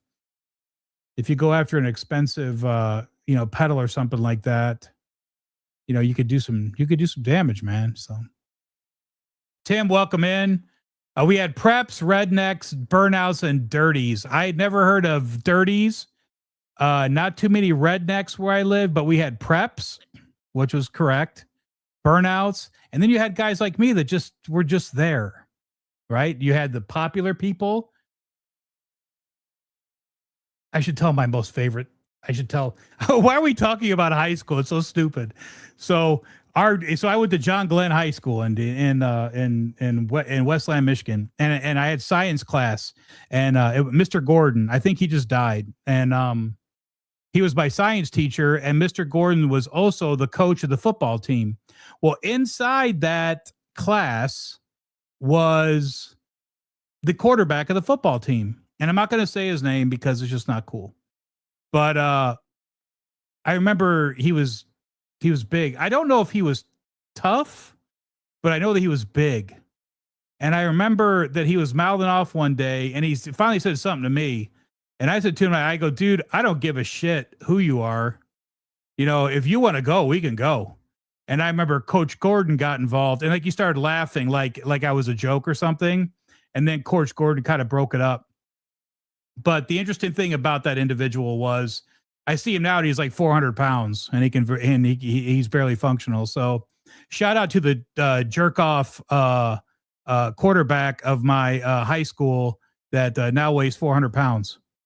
So yeah, all those guys, like, you know, like hey, everybody went to high school. Everybody had their, you know, people that, you know, like I had one guy that was just, I have no idea why this guy had a problem with me. I have no idea. But I mean, like, I would run into this guy, and he was the guy you couldn't fight because his friends fought with him. He wouldn't fight one-on-one, but if you got into a fight with him, he would fight with all of his friends. Like and you're going to get your ass kicked. So I just decided to, like, you know, I just decided to not opt in on that. But I'll tell you what, man, there were a couple of times when I was home on leave that I wanted to go find that cat, but I just decided to withdraw from that. But everybody's got their high school stories. It's great. It's great thinking back on that stuff, because I'm surely happy with where I am in life, and I surely wouldn't have gotten where I am in life without all the experiences I've had through my 55 years of life. So it just is what it is. Mama knows best jobs are harder to get if you're long. Yeah, I mean, and not just that. I mean, like, I was watching a thing today on YouTube about, you know, the 1982, you know, how tough it was and how expensive things were and how nobody had any money. And I was like 82, I was in sixth grade or fifth grade, you know? So you don't think back to what your parents were going through during the time of your upbringing, but I don't remember how tight things were. I remember going to Kmart and you wanted a Matchbox car, and I got one every time. I mean, like, my parents, I would never I don't remember ever leaving Kmart without a Matchbox car. So, I mean, of course, there were things in life that you always wanted, but you just didn't get them. You know what I'm saying? Just, you know, but then you get them now. So it's so stupid. God, I miss having long hair. Good for you, buddy. I've tried a couple times to grow it out because I can, you know, I tried not too long ago, and I said I'm just going to try growing it out, and it just gets ridiculous. It starts feeling weird, and it's because my hair is I still have good hair. It's still very thick, and you know, and it's good hair, but it gets annoying very quickly. So I just go back to my shorter hair, and it's more professional looking. This is preppy stoners and jocks. The stoners had long hair though. So yeah. So for me, it was burnouts. Burnouts were the that was the name for the guys that smoked dope, and you know, they smoked dope and you know, did their thing. So I don't even know why we're talking about this today, but I guess it's fun to talk about. At least you save shampoo and haircuts. Correct. Like I do have to, you know, I do get a haircut like at least once a month now. But when I was in the military, I got one every 2 weeks because you had to, because of inspections and stuff like that. But then you had the guys who just were smart and went and just picked their head every day, and you didn't have any hair. So I just was never got that guy to where I could get to that. So, well, Randy, what are you waiting for, bro? You got to be See, that's where I get troubled with like shopping with like Music Zoo. Music Zoo, especially, I can go to any guitar store in the United States and not pay tax. For some reason, Music Zoo charges me tax, probably because it's New York and everything in New York's jacked up. But every time I go to Music Zoo, they say, okay, here's your offer. And then here comes the sales tax on a $5,900 purchase, bro. I mean, that's a lot of money. I don't have any interest in doing that. And you know something else funny about Music Zoo, which is where I got the French guitar from. I used to do a trick to them, which I knew they probably knew my trick, but I would add it to my cart and leave it in there for like 12 hours, and they would send me a 10% off. We see that you saw something in your cart. Here's 10% off to get you going. So I would just do that, and then one day they just stopped doing it. I would leave it in my cart, and they stopped giving me 10% off. So I was like, well, I'm not going to buy it from you anymore. But I got the French guitar from Music Zoo. I think that might be the only guitar I've ever bought from Music Zoo. I think I remember buying something used from them, like a bangle at one certain point or something. But yeah. Randy, buy it. We can meet up in Vegas and bring our twins. Just from a different father. Ebony board is the way to go. I grew up thinking maple was the only way to go. Well, maple for me really is the only way to go. And I'll tell you something else. My buddy came over yesterday. Again, I've said it a million times. We're sitting here playing I was just handing him guitars. He's playing them. And he grabs a Les Paul, the Doug Aldrich Les Paul that I did, and he picks it up and he's playing on it. And he goes, God, this thing's uncomfortable. And I go, bro, I hate Les Pauls. I just think I'm there now. It's just nothing. I mean, like I guess they're cool to have, but I'm thinking about offloading my Les Pauls, man. Cause he goes, how many do you have now? And I go, I don't even know. But I need to get off some of these Les Pauls because I could get off some of these Les Pauls and get onto something else. Or just put the money in the bank. You know what I'm saying? It's just not a good feeling when I mean, it plays great. He goes, God, it plays great though. And I go, yeah, it plays great. But I mean, like, I feel the same way. I put a Les Paul in my lap and I'm like awkward. You know, I mean, the Strat body, the Strat body is where I'm at. I don't think I'm going anywhere from Strat bodies. So I'm just the way it is. Some power supply cores have a negative or a positive center in the plug. Yes. That is correct. Did you ever abandon hair metal for grunge? No, I was not that guy. And it's funny you say that because I was watching a White Lion thing today, and Vito Bratta said that he doesn't think that Nirvana ruined the that band. You know, there was a comment from Vito Bratta saying, White Lion or Nirvana didn't ruin us. You know, it was more of a, they just they kept running into walls. They get, it's had some record problems but did I personally? No. I think the deepest, I never bought Nirvana Nevermind.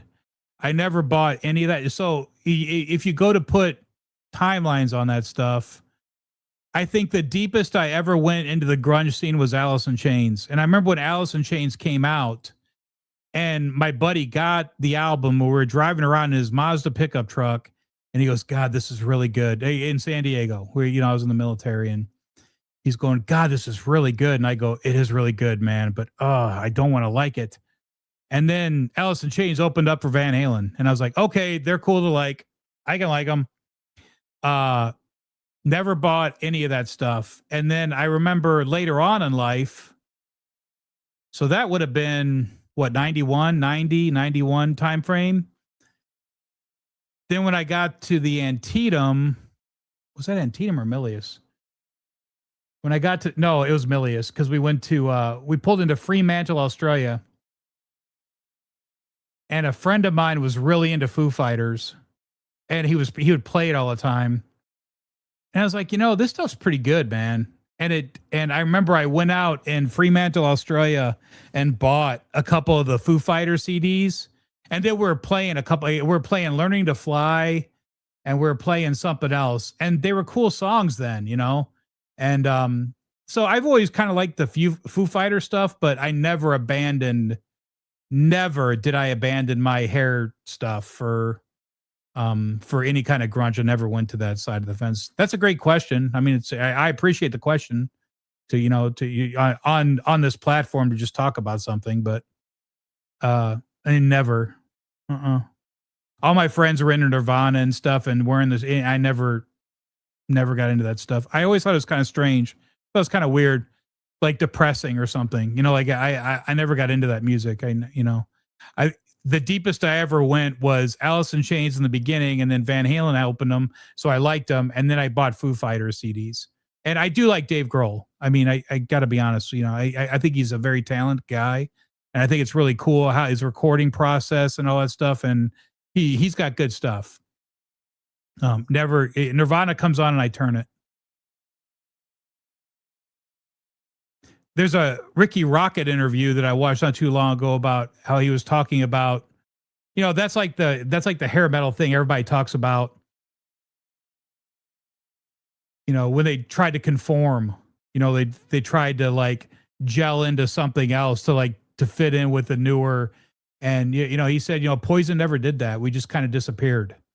And I was like, I think they may kind of tried to do that, but then again, maybe not, because I remember what Blue Saraceno came in after Richie Kotzen, and I think they just kind of just like dissipated. It just kind of went away.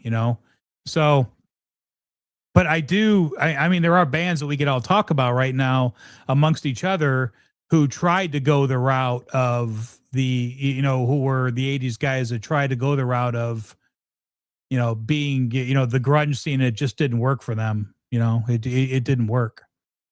So maybe they're not around anymore. That's why they kind of bailed out. I really messed up not going to vocational high school. Yeah, I will tell you, I must be really behind in the chat if this is coming up. But I apologize. I was only planning on doing an hour. I just want to say hi to you guys.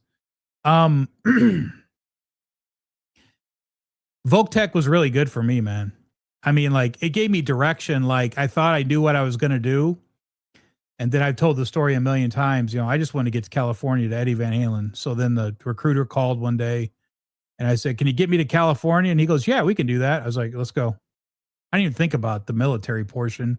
I just wanted to get to California, But true story. Ignorant story, but true. I really messed up. Yeah. So yeah, I enjoyed it. The cool thing about my vocational school, we had building trades 1, which it was all year and it was in class. And we built mocks.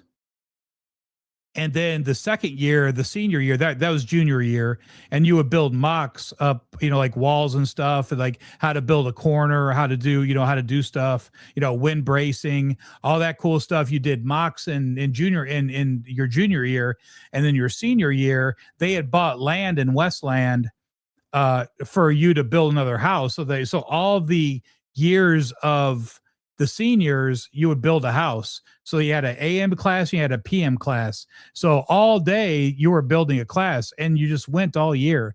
And it was cool because I got to see them pour a basement, which I thought was extremely interesting, because they don't pour the floor of the basement until the house is already built, which was crazy because I remember wiring that basement, and I remember it being flooded, and we were wiring the basement standing in mud puddles. And then when they poured the basement floor, we cut out the floor right by the front door and ran the cement chute right into the house, and it just poured directly into the basement. And it was really cool watching that. So I got a lot out of vocational school. So I think vocational class is coming back. I think that's all coming back. Blue collar trade stuff. I think that's all. Watching Mike Rowe sometimes, he's really into that vocational stuff. And I think that if you have kids, I think that vocational, you'll save yourself a lot of money by not putting your kid through college. But, I always recommend the military. We were just talking the other day about that at work. He said, one of the other managers said, "I think every kid needs to go to the military." I said, "I agree with you." I said, they should, every boy should have to do a couple years, because it just gives you direction, man. It teaches you a lot, and, gives you some ground and, stuff like that. So yeah, vocational school was surely beneficial to me, and it helped me later on in life, because whenever something happens around here, I go, I can fix that. I know how to do that. So Darren says, "Do you have anything to say about overcompensation in guitar building or in setup? Remember when you started learning about guitars and someone taught you different? For instance, tilting a pickup. So, for instance, tilting a pickup. So, you have to understand. So, tilting a pickup is you're trying to match. So, what you have to remember is the pickups that the majority of this community uses. It doesn't matter if the poles line up. It doesn't matter about any of that stuff because the pickups in the majority of the guitars that we all like, they're so strong. It doesn't matter. It's an area around the pickup that's going to pick up, and you're not going to be really losing anything if the pole pieces didn't match up, like the old JBs and everything. It's cool for aesthetic purposes to see the poles lining up underneath the strings. But for me personally, I used to get caught up with that.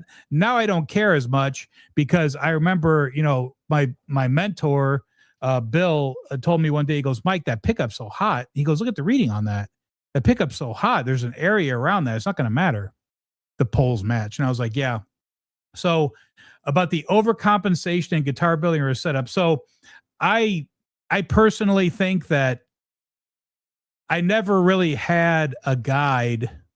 I never had consistent guidance on guitar setup until I got to John Suhr, because it was just spitballing. Get the action as low as you can without buzzing, and then you're good. You know what I'm saying? When I got to John Suhr, they said, okay, everything's set up 4/64 on the final fret. Single pickups are at 8/64 on bass, 7/64 on treble. On humbuckers, you're at 5/64 on bass side and 4/64 on treble. Okay, so I would set every guitar up to that. Check relief. Here, let me take this off. So I would check relief. Make sure everything's good. Go through the entire setup. Start from the neck. Just like I've always told you guys, and work your way down. And then by the time you get down to the bridge, you're setting intonation, it's done. Your setup is done, right? But the one thing I've surely learned after getting away from John Suhr, it's all a bass line. It's all a bass line to start, and you tweak. Like I've had guitars where I've set to 5/64s, 4/64s, and I come and I play them, and I'm getting like rattle. And I'm like, there's no way I have a high fret. Then I'll go check the fret. I've got no high fret. Okay, I'm at 3/64s. That's considered low action for when I was at John Suhr. If they ask for low action, we go to 3/64s, right? So that's how I set up my guitars. 3/64s, last fret. That's good. That's where I'm good at. But like on this Wolfgang, perfect example. Set the 3/64s, came back in, fell too low. I did a half a turn up, and it's butter. It's exactly where I started playing it again, butter, right? I've had, like I was saying, I've had guitars buzzing, and then I go out there and I check, I drop down the pickup a little bit, buzz goes away. You know what I'm saying? So sometimes that pull coming from the pickup, it will cause problems for you. So I think that's what you're getting at. Just remember that everything that you can learn from somebody is a baseline, and you have to play it once you get everything set up and make sure it's good. Because if it's not good, you'll identify it eventually. If you go through a troubleshooting, like I had buzz the other day. Oh my God. I mean, I thought I had a bad pickup in that Norton, just buzz screaming. Right. And, troubleshoot, okay, unplug the board, go directly into the amp. Does it stop? Check all your grounds. Just, you have to know how to troubleshoot when you get in a position like that. Like it happens to me all the time. Like I'll be working on a guitar. I'm like, oh God, and then you troubleshoot it and you figure it out. But I think that's where you're going with that. Remember to have a strong bass line that you prefer, not what somebody else prefer. Again, to my San Diego stories of going to, I won't say the guitar shop's name, but going to the guy and he never asked you what you wanted. He just did what you wanted and then say, okay, $50, and you're like, whoa, man. I mean, like this doesn't even, and then you come home and you're tweaking it. You know what I'm saying? So that's why it's important to find a tech that says, okay, what are you looking for? What do you want it to do? What kind of action do you want? Like, what are you thinking? Blah, blah, blah. And then, make sure that they grill you on what your preferences are, because if your guitar tech isn't doing that, you got the wrong tech.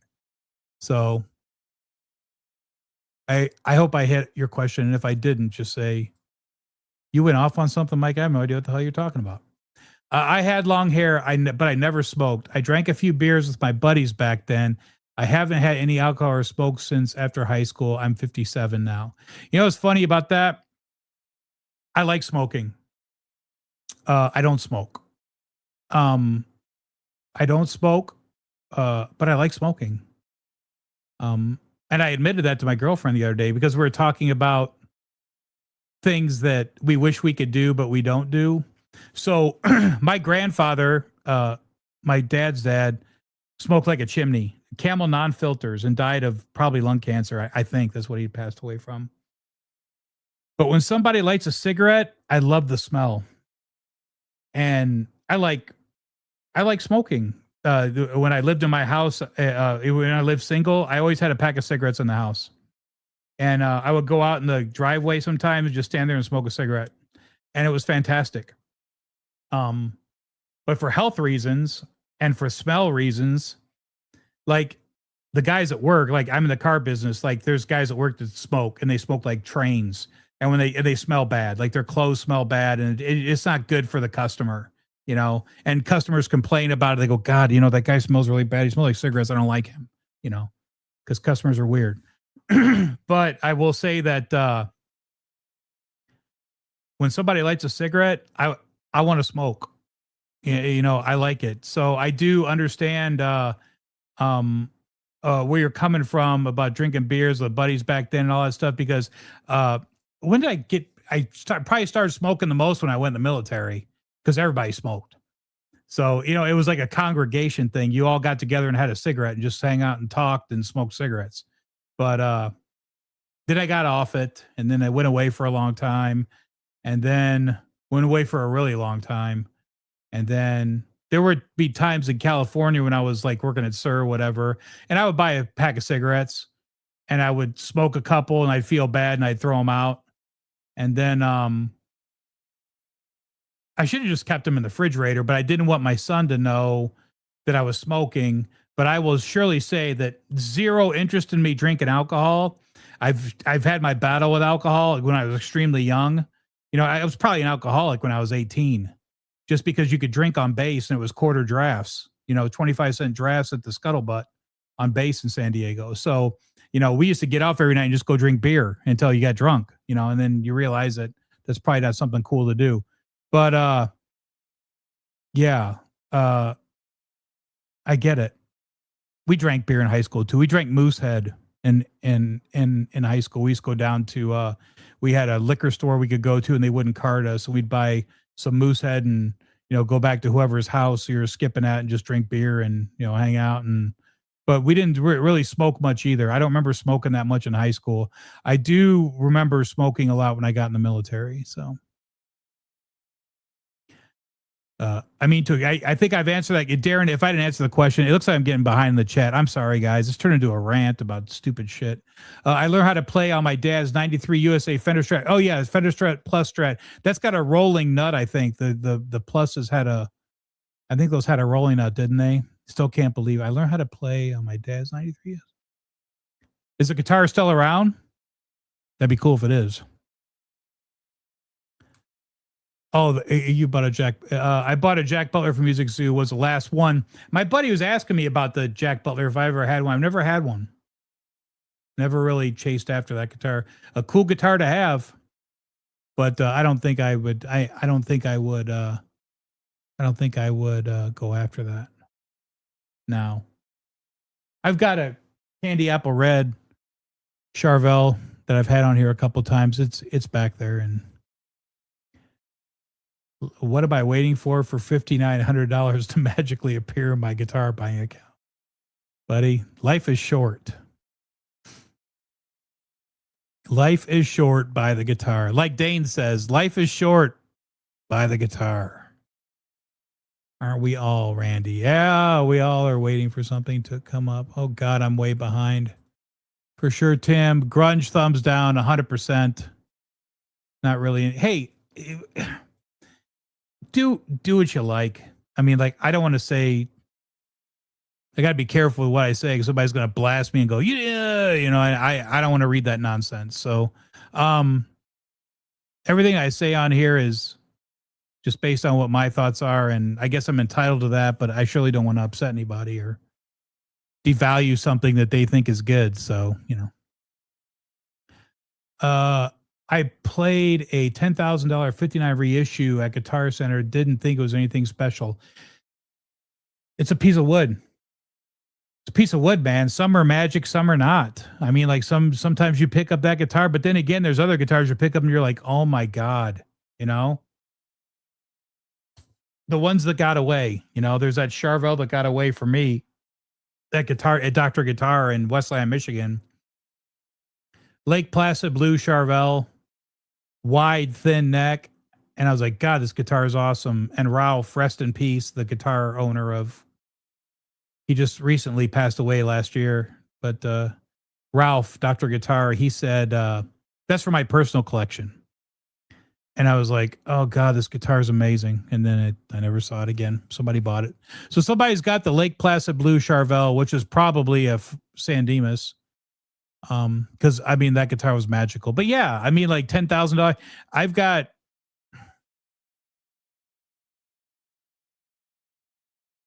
this was a Vegas purchase. My gal and I were in Vegas, Guitar Center on Las Vegas Boulevard. Went in and this one was hanging. And oh God,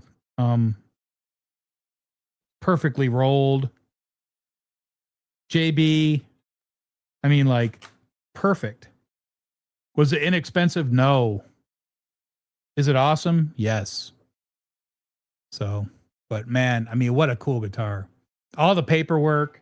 You know what's funny about this one? The paperwork was wrong. So I had to send the paper. I went down to Tim and I go, hey, look at this paperwork. It's wrong. Like something was wrong. The serial number was wrong on the certificate. And I go, everything's right, but the serial number, because we matched the serial number to the back of the guitar, right? And he goes, oh man, that's crazy. So he sent it to Fender. And he said he had to take the guitar apart and take pictures and all a bunch of stuff. And then they ended up sending me a new certificate. So yeah, I mean, like you go into a place and you pick up a guitar, it's a $10,000 guitar, and that happened to me recently in Thousand Oaks, California. Me and my son went to Guitar Center and I was sitting there. I picked up an expensive, it was one of those Pias. It played like shit. I like, why would, and it was all beat up and everybody going in there and hogging on it. And I go, why would anybody spend this much money on this guitar? Yeah. So, I mean, hey, dude, that's the way it is. I understand. I surely understand what you're saying. Alice in Chains and Soundgarden will always have a special place for me. I think I've warmed up to Soundgarden later in life because of Pete Thorne, because he played with that guy. But the Soundgarden stuff was cool. Not really my thing, but it's cool. You know what I'm saying? Alice in Chains, I like Alice in Chains. The first album, Facelift. Anything beyond that, some people say like Dirt is better and stuff like that. I don't know about that. I think Facelift will always be the number one. I mean, everybody comment like what's the best Alice in Chains album?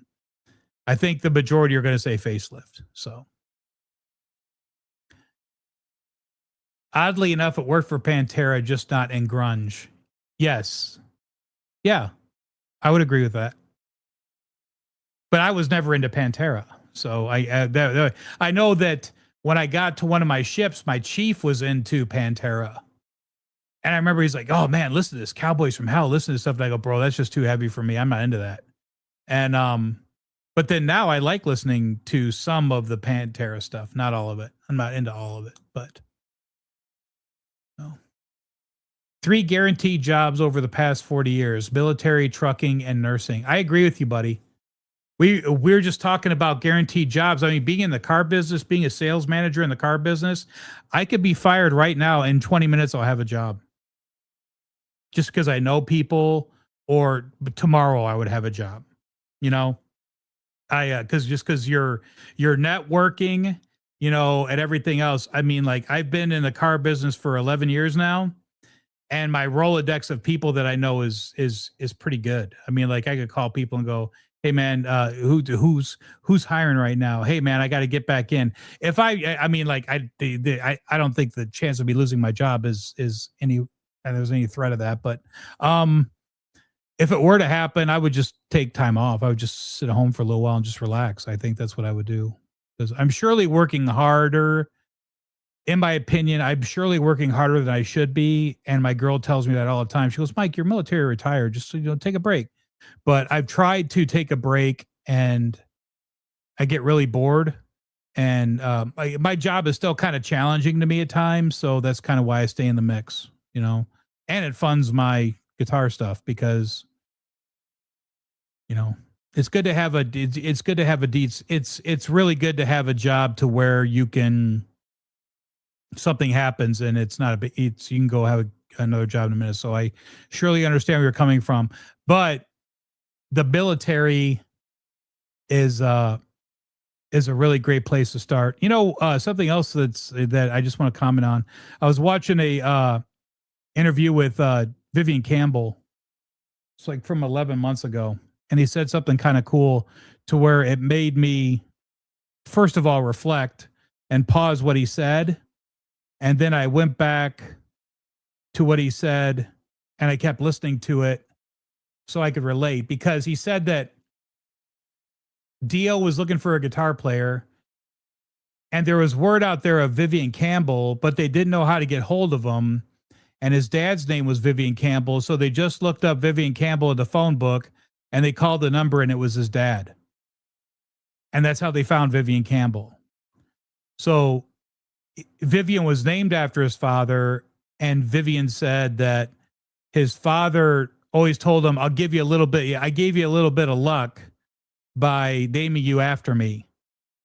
So really that was a whole lot of luck, because they found his dad's number in the phone book and called him to get hold of him to come join Dio, which is really cool. But then Vivian Campbell said this, and I thought it was really cool because it made me pause. I go, whoa, wait, what? And I rewound it, and he said that luck is the intersection of preparation and opportunity. Luck is the intersection of preparation and opportunity. So if you prepare, like going in the military, like, this just popped in my head now because I saw the military, and you get opportunities in life, you're going to have good luck. So I think that a lot of the stuff that, that a lot of the things that I've stumbled on, like working for John Suhr, preparation, moonlighting with Bill Zola in San Diego and having him teach me how to build guitars. And the opportunity came, and then I got lucky and I got hired, which was bizarre to me, getting hired at John Suhr, because I walked out there going, wait, what, you want to hire me? Well, you know how to build from template. We don't have very many guys here working that know how to do that. Oh, okay. So, opportunity, luck is the intersection of preparation and opportunity. So that really hit home for me yesterday, and I surely plan on using it to my salespeople. So I can't wait to write it on the board at the Friday meeting. Let's see here. Your house is on fire and you have to save 5 guitars. Oddly enough, I think about that all the time and I hope it never happens. But I would grab, well, you have 2 decisions to make there. You have a financial decision to make, or you have a nostalgic decision to make.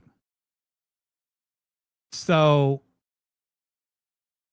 I have a very special guitar that my mom got me in 12th grade. It's a Kramer Farrington that I still have. So that would probably be one of them, just because I've had it for so long. I would grab my M2 guitar, which I've had on a bunch of times, the guitar I gigged with. When I touch it, it takes me back to my days of gigging. So I would grab that. That's 2. Oddly enough, the Steinberg would probably be number 3, because I only have one of those. And then, I don't know, from then it would just be, Bones guitar would probably be one of them, because those are kind of tough to get the way they look right. There's a lot of strange looking Bones guitars that guys think that look good, and they don't look good. Like if you have a good looking Bones guitar like Lynch's, you better hold on to that thing, because there's a lot of guys out there going, hey, man, check out my J Frog. And it looks like shit. You know, it looks stupid. Looks like some kindergartner made it, you know? So that one is, that's one of the Lynch affiliated builds, the whatever it's called. I forget the guy's name all the time, but and then number 5, I don't know, buddy. That's a great question, though. I mean, it's House on Fire. It just is what it is, man. It's, you know, God forbid, man. Knock on wood. But I hope that never happens. I got a lot of shit in here, man. That's a sweet Wolfgang. Thanks, Lewis. Appreciate it. Appreciate it. Rico B, what's up, dude? Hey now, any insider intel if Warren will release the Red Frenchie? It's yeah, it's already coming out. They've already like built it at the NAMM show. Yeah, they're gonna release that guitar. Yeah. You're gonna get one? You still have your satchel? I got my satchel on the wall now. Satchel's a great guitar player, man. Some of his licks are just ridiculous. He used to do a guitar solo. We used to go watch him at House of Blues. He played this one lick, and it was like an intro lick, and God, it was good. I mean, like, I think I tried to figure it out one time, and I got it, but then we were talking about this yesterday. Be careful figuring out stuff, because then you lose the magic. Like, I purposely don't want to figure out certain things because I'm afraid that I'm going to figure it out and I'll be like, well, that really wasn't that hard. Because I've had that happened to me a bunch of times, and then the magic's gone. So when I saw Van Halen in 2012, he was playing a Wolfgang Stealth, a wanted one ever since. I took my Stealth down. I put it away. Yeah, I got a Stealth not too long ago. It doesn't have that push button thing. I'm not a fan of that red push button, but I do have a Stealth. And I changed all the black hardware to chrome, and it looks cool.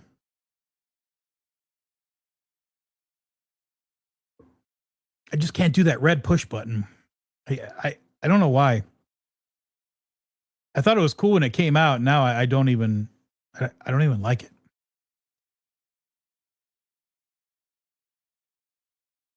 I remember wanting an Ibanez Iceman after watching Paul Stanley playing his back in that. That's a cool guitar. It's a cool guitar. Oh, God. Nathan said he found my cigarettes once. Yeah. Yeah. They were there, buddy. I've had 3 beers an hour when I play. I remember going to gigs and drinking like 3 beers to take the edge off. But then I remember a couple of times where I drank a little bit too much and it didn't go well. Not that I got bad, like playing bad, but I just remember I was a little too loose, and that's not good either for me. So, LOL, like me, I smell pot and I don't like smoking it. You like the smell of pot, buddy. There's not too many like you. Skunk weed, the devil's lettuce. You hit the question pretty well, Darren. I'm so happy about that. That makes me feel good. I think you'd really like the Jack Butler Jackson. Easily my favorite import. Cool. Quality is up there with my USA Sharp Fellows. Yeah, those. Where were those built? Let me know where those were built. That's interesting. The one I got away from me is a 2008 USA Charvel Candy Blue. Why are they always blue? When I came back with the money, it was gone. Yeah, that sucks, man. But you know what's funny? It gives us stuff to talk about. When we're all sitting around, like right now, drinking a beer, having a smoke or whatever, we're like, hey, man, what's the one that got away? And you're like, yeah, man, you know. You can't worry. OPP, it's out of your boat. It's out of your boat. I'm behind in the chat. I don't even know what that was referring to, but yeah. I could be wrong on the year. I don't remember the batches they did. I had the same experience with the first Ernie Ball John Petrucci. It played absolutely horrible. See, like that's why the setup's so important. And when I go to buy a guitar, I really don't base it on the playability. Every once in a while, you'll go play a guitar, and you'll be like, "Oh man, this plays really good," and then you'll get home and it'll play even better. But then I'll be honest with you, I played guitars and they played like shit, and I bought them anyways, and I got them home, and I'm like, I can fix it. You know, that's one of the benefits of knowing how to work on your guitars, and trust me, I think about that all the time. There's no chance that I could have the guitar collection I have and not being able to work on them like I do, because there'd be no fun in having them because they play like shit. I mean, like, all my guitars, Metal Cop came over to my house one day and he goes, "Bro, every one of your guitars play fantastic." Well, yeah, because I know how to work on them, and that's a great compliment. And but if I didn't know how to do it, it wouldn't be as fun. Like, I got guitars that play like, you guys come over and play my guitars, you'd be like, "God, this thing plays great." They all pretty much play great because I've touched all of them, And even if, I mean, like that satchel sat in a case, I mean, like, yeah, guitar hasn't been out of the case for a couple of years, probably, but I took it out the other day and it was fine. Needed a little neck tweak. Because, I had a little bit of up bow. I went out there and tweaked it, and, a little quarter turn on the truss rod, and it was right back in business. So, yeah. So to comment on your comment, don't base a guitar playing like shit by it's not good. It's just, if you know how to set the guitar up, you'll probably get it playing all right. I've also realized that a big part of your setup is springs, on Floyd Roses. It's springs is a big deal. The original Floyd Rose springs are the best. Period. The coated and stuff. I realized. Oh, so that was the problem on the Ford guitar. I had coated black springs in there, and I had no ground. It's a finicky guitar.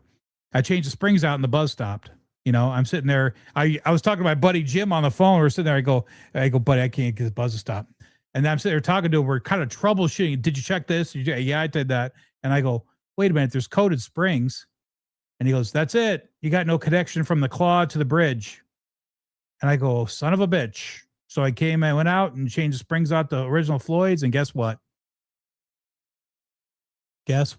So remember that with coated springs, noiseless springs. My favorite Alice in Chains drive. That's a cool tune. First guitarist I ever heard say, "I'm not into Pantera." Yeah, man. I mean, like, really, I was never into. Do I have respect for him? And do I have respect for him that every night before they went on stage, they looked at each other, and him and Vinny, and they said Van Halen, because it just pumped them to where when they took the stage, every night they took a stage, the last thing they said, they look at each other and say Van Halen, because that's how they attacked the stage. So they just like Van Halen did. I know stuff about Dime. There's cool stuff, but yeah, I can't. It's just not my thing. Do I know how to play Cowboys from Hell? Yes. Is it a cool lick? Yes. Do I like playing it? Yes. But other than Cowboys from Hell, it's not my thing. Alice in Chains Unplugged was great. I don't know. I can't comment on that because it's been so long since I've seen it. I don't remember it. I stay away from Jar of Flies. Is amazing. Yeah. I understand that completely. I've never been really into Van Halen, but I do appreciate the talent. Yeah. I mean, like, yeah, man. I mean, like, that's how it is. Like, I am so into Van Halen, like 5th grade, Diver Down, sitting in my buddy's house. I look at the picture of Ed inside the pullout with the checkered shirt on, and I go, "Who's that guy?" And my buddy goes, you know who that is? And I go, "No." And he goes, "That's Eddie Van Halen." And I go, "Dude, that guy's cool looking, man." And he put Diver Down on, Where While the Good Times Gone comes on, and it was over. 55 years later, I'm still chasing the cat. You know what I'm saying?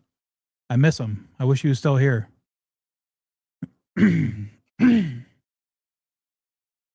The guitar habit is extremely expensive. Okay, so yes, I agree with you, but it's a tangible. This is how I keep myself in check with this stuff because yes, it's expensive. Guitar buying is expensive, yes. But what's expensive? Like I don't go, like my girl would probably. I don't have time to go on those long vacations like people do and stuff like that. I'm a job that's very demanding and I'm always there and blah blah blah. But the beautiful thing is when her and I have something come up and we have to spend money on something, there's no question about it. We just do it. You know? So you have to figure out, like she has things that she likes to do and she just goes and does them. And she likes that. She just got done doing something that she likes to do. And she was very happy about it. And I was very happy for her that she got to go do it because she seemed genuinely happy about doing it. I go and buy guitars. I say I'm not going to. I go and buy guitars and I do it.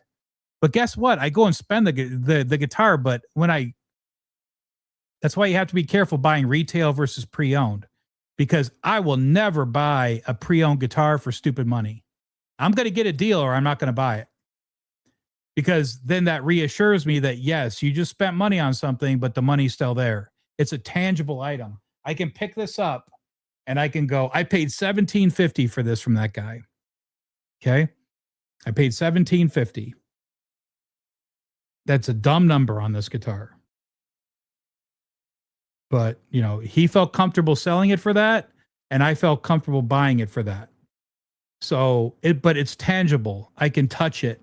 I can feel it. It's there for me. It makes me feel good. I look at it. It makes me smile. I look at it. I can look at it and go, okay, those pickups are original. Everything's good. These are USA's. The pull pieces are sticking up. Those are okay. Everything's good. I know about this stuff. I know I'm not making a bad decision. I know I'm not making a bad move. It's tangible. It's a tangible item. So you have to weigh that. You say, my guitar habit is extremely expensive. It is. But at the end of the day, if you do it correctly, the money's always there and it's always going to be. And you get to touch it. You get to look at it and and it's nostalgic. Like I sit there and look at the 5150 guitar and I'm like, oh God, live in New Haven.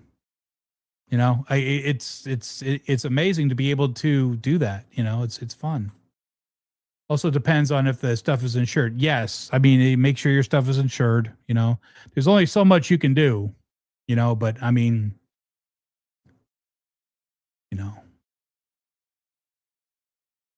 don't forget to smash oh yeah. Appreciate that, dude. Yeah. Hey, I come here to hang out with you guys, man. I'm not here I just come out to hang out with you guys. If so, save the sentimental.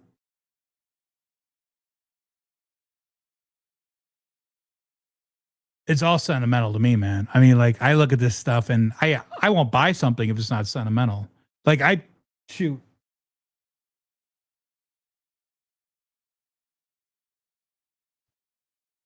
That's sentimental. Like 12309. 12309 is a build sheet on that, right? As soon as I saw that, I took myself back to 12309. Bad time. Bad time for me. Bad time in my head. But I told my girl last night, we were sitting there, I said, hey, look at this. Because they were talking about it on the live stream. And then, after I got home and stuff, I showed her, I said, hey, look at this. 12309. I said, I wish on January, I remember specifically standing in my bedroom in my townhome in Temecula, California, when those guitars were released and looking at the fold out. There was a fold out thing and looking at them and going, or no, it was the guitar magazine. I was looking at the guitar magazine because they were getting ready to release them. And I go, how am I going to be able to afford one of these? And I told my girl, I said, you know, it'd be so much fun to go back in time now and put my hand on my shoulder and go, it's okay, buddy. You're going to have one in 2026 that was built on January 23rd, 3 days before your birthday. So it's cool. It's all nostalgia. It's all nostalgia. You know, the older I get, the more I realize, you know, my son brought that to my attention. And he goes, Dad, it's nostalgia. That's why you like it so much. It takes me back to a time when everything was good for us, right? It was all cool. I couldn't grab just one guitar. It's all or nothing. Yeah. I mean, hey, again, knock on wood. I don't want to even talk about that shit, to be honest with you. That's not even a conversation I want to have. I don't, you know, I'm very like weird about leaving stuff plugged in and shit like that. That's the last thing I need. But, I mean, but hey, if it went, it was meant to be, you know, God's got a plan, and that's the plan, and you just gotta, you know, just move on. So just grab all the D martinis and you'll be fine. Yes. As long as one D martini, one Van Halen, one Lynch, you're good. You'll be fine. Save a few and start chucking cases out the window. Yeah. Yes. Make sure that it's good to have guitars in cases. It's good to have guitars in cases in case it comes up and you got to go. They're protected. I thought about buying a Mexico Jakey Lee. Couldn't afford the USA right now. So I've had the USA and I've commented on that, and I don't like that neck. I have not run into a made in Mexico yet, so I really can't comment. But I do know that the USA Blue Burst, I had one, man, and it just wasn't not my thing, man. Plus, I look at it and go, man, I wish I had a Floyd Rose. It's a fine line. It's when you smoke after drinking, then you start forgetting what verse chorus you're playing. I haven't been there. I was always very responsible when I gigged, but I do remember you would go in and Teddy would look at me and go, free drinks. And I'd be like, oh God. So I go up and I, you know, have a couple beers before we went on. And then I would have one, maybe two during the set break. And then, but by that time you're sweaty and nasty and, you know, you're going to drink that beer and you're not even going to feel it, you know? So, yeah.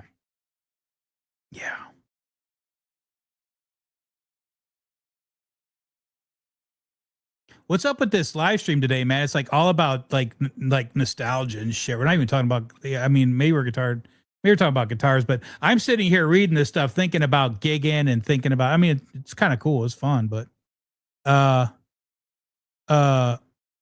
it's cool. So never seen your channel. Going to check you out. I appreciate that, man. Hey, please check out, you know, check out whatever you want to check out. And if you have any thing that any questions on anything, you can email me directly, 40gritguitars@gmail.com. And again, if you guys are looking for any hats or anything cool like that, and just want to, I wouldn't say support the channel, but if you're looking for a 40 grit hat or anything, I got stuff on that website. And like I said, that stuff comes directly from me, not from YouTube or anything. So let me jump back into the chat. But I appreciate you. Thank you. Looks first. Looks first. LOL. I don't know what that means, but there's plenty of stuff for you to go check out. There's a lot of guitar stuff, man. So if you're into guitars, my biggest project will be my EVH 5150 Deluxe. That thing is rough. Okay. It's always good to have a project. I mean, like probably I have a project in mind that I'm going to build, and I'm going to order my parts right around September, because by the time everything gets built, it'll be cooling off in the garage. I'll be able to paint. I'll be able to do everything I want to do. But I do have a project ready for, and it's going to involve relicking and all the fun stuff that I like to do. So I do have a project planned based on a guitar that popped up on Reverb not too long ago when I was going to buy it, and I let it go because it didn't have 22 frets, and I'll leave it at that. I put a brass claw in my San Dimas, never again. Yeah, there's a titanium one out there that I was messing with the other day, and I said, what am I doing? I just got away from all that shit. So FU tone titanium claw. Whatever makes us one happy in life. Hey man, whatever. I mean, hey dude, it's so I will say that the older I get, the more it turns into whatever gets you going, whatever makes you happy, man. If it makes you happy, it can't be that bad. Yeah, Sheryl Crow had it figured out, right? I'd never buy guitars over 400. That's a good move. Cobra Kai Platoon, what's up, dude? I haven't seen you in a while. In case of fire, I can easily replace everything. That's a good way to go about it. And hey, if you buy a $400 guitar and just do the upgrades, like on the GL 200K, you just do some upgrades on it. You know, even if it burns, you can go and pick your Floyd Rose up off the ground. You know what I'm saying? It's just it's all good.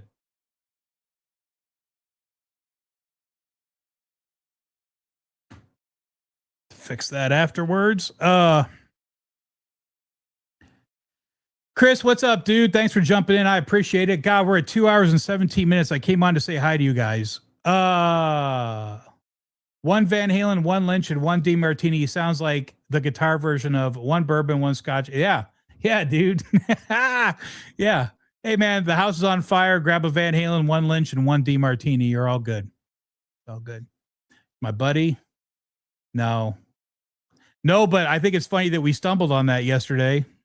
So I appreciate you coming over and hanging out. Always fun hanging out with you, pal. Looks first for me in picking a guitar. Oh, I see. Looks okay. I got you. Now I understand. It's always looks, man. That's what it's all about. Please share one of your best memories, stories from your old gigging days that you would remember fondly.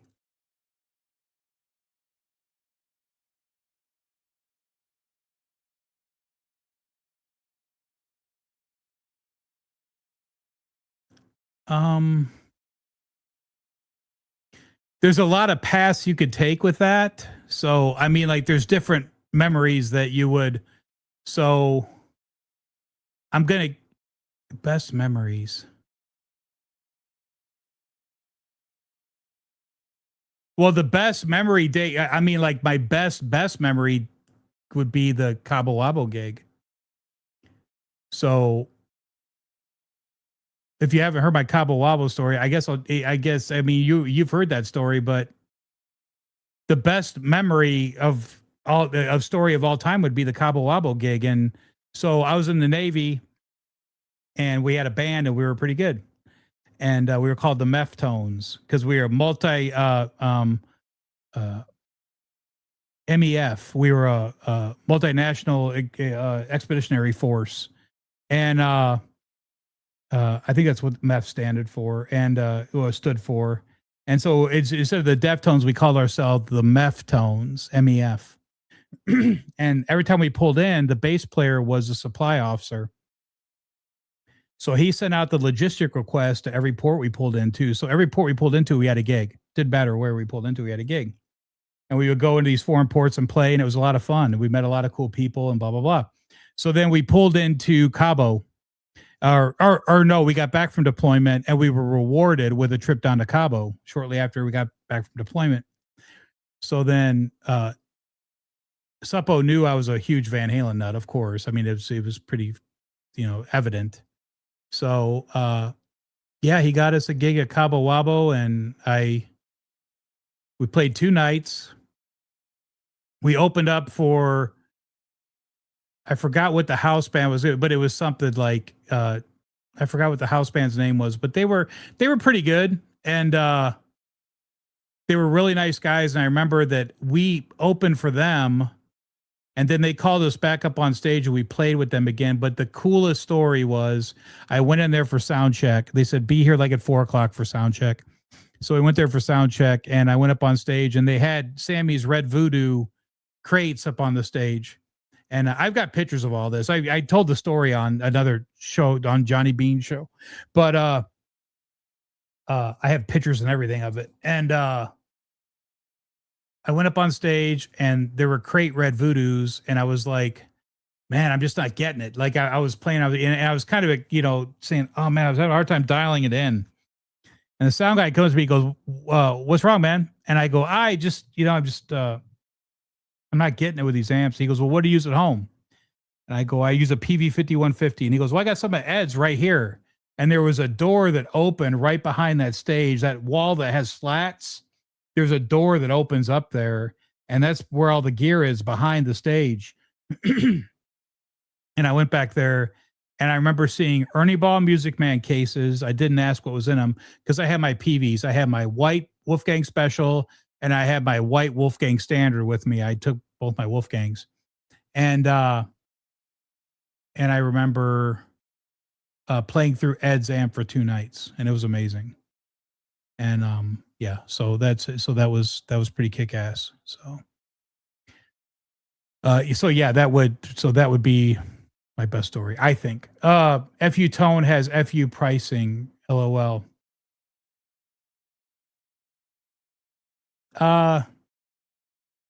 Yeah. I mean, but none of that stuff's cheap, man. So hey, yeah, I actually need to get some stuff from Adam right now. He told me he's going to do a 4th of July coupon, so I'm just going to wait till the 4th of July. That shit ain't cheap, man, but it's not cheap stuff. So you've got to gauge that. Everything's expensive, man. Everything's freaking expensive. So it just is what it is. We just gotta. I like the titanium inserts. I'm a fan of the titanium inserts for the Floyds. I like, what else do I get? I like brass blocks. I got too many brass blocks now. I bought too many. And I like the titanium inserts. Other than that, I could take it or leave it, like all the titanium bolts and all that stuff. I think that's kind of unnecessary. But one thing that really wears out are those inserts, because like I know you guys have been, working on a Floyd before, and you go to put tension on that string and it pulls out because it's what the string is worn in to the old insert. So if you use titanium, you won't have that problem anymore, but you just can't over torque it because that titanium insert is stronger than the saddle is. So you just got to be careful as far as like, how much you torque that stuff. But yeah. FU Tone's got good stuff, man. I mean, like I like buying stuff from Adam, and I wish Adam would give me a break on stuff. So if there's there's ever a time that he's watching my channel, he can say, "Hey, Mike, there's a coupon you can always use." Because I bought a lot of stuff from that guy. Don't like a brass claw. Curious why? Don't just stick to the stock claw. I've never even used a brass claw. I don't think I would ever be interested in doing something like that. I think that's aesthetic. I think that's something to look at. I want good current. I want good contact. I want good grounds, and I just don't know if that's going to be a good choice. But maybe not. I've never. I did find out the other day that those noiseless springs are the offender of my buzzing the other day. So that's, I'm glad that this came up, because once I swapped those springs out to Floyd Rose Originals, it stopped. The buzzing stopped. So I had good grounds. So once I swapped that out, so see here, 40, love the channel. Thanks, buddy. Appreciate you being here. I appreciate it. Tim says, I get it. Titanium and such is expensive before Big Machine. I mean, it's not, goes back to what I said. It's just not cheap stuff. I mean, you get what you pay for. I don't know. I think if Floyd Rose stuff was in stock and I could go after the Floyd Rose stuff, I would buy Floyd Rose stuff. I've talked before. I don't buy FU springs because I haven't had good response for myself personally with regards to the tension of the springs I bought from him. But when I go to springs, I only use Floyd Rose. I'm 100% to Floyd Rose. So Floyd springs are such an important part to your setup on a Floyd Rose, and if you don't know that, you know that now, and really start venturing into that. Spring tension on your claw will change the playability of your guitar drastically. So make sure, especially if it's not floating, you can really get your guitar playing like your bends of butter with regards to what springs you're using. So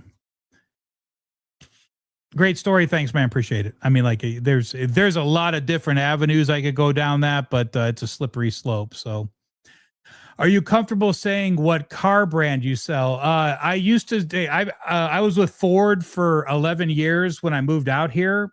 And then I just recently switched to Acura because because it's just less brain damage.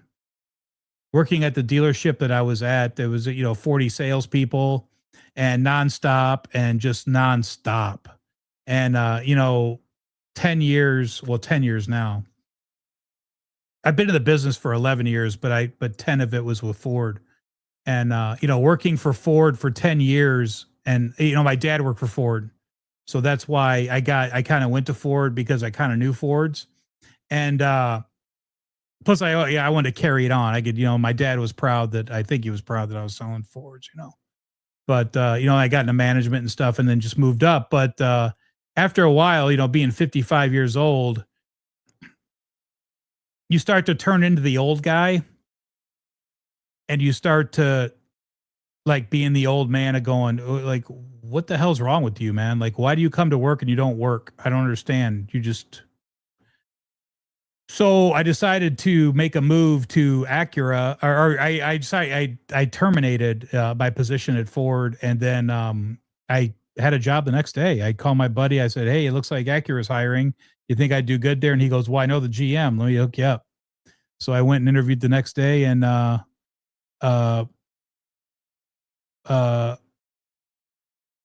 went and interviewed the next day and had a job. So I've been with Acura for a year.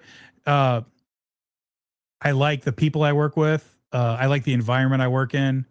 I mean, the product's kind of tough. I mean, Acura is not that. It's not a very easy product. It's not it's not like Acura has a lot. They have Integra, ADX, MDX, and now RDX is going away for a couple of years. They're going to come back with a hybrid, but there's not a lot of stuff there. But it's a reliable product. We leased an Integra. And I love that little car. It's great on gas, 34 miles per gallon. You can't beat that. I've got a Raptor that I bought when I was with Ford, and I've really babied that truck, and I intend on keeping it for a long time. But Ford's got a great product, in my opinion. I'm entitled to that. And Acura's got a great product too. It's Honda. It's a high-end Honda. So but that's where I'm at now. I'm with Acura. So. Would the spring fix be to wire?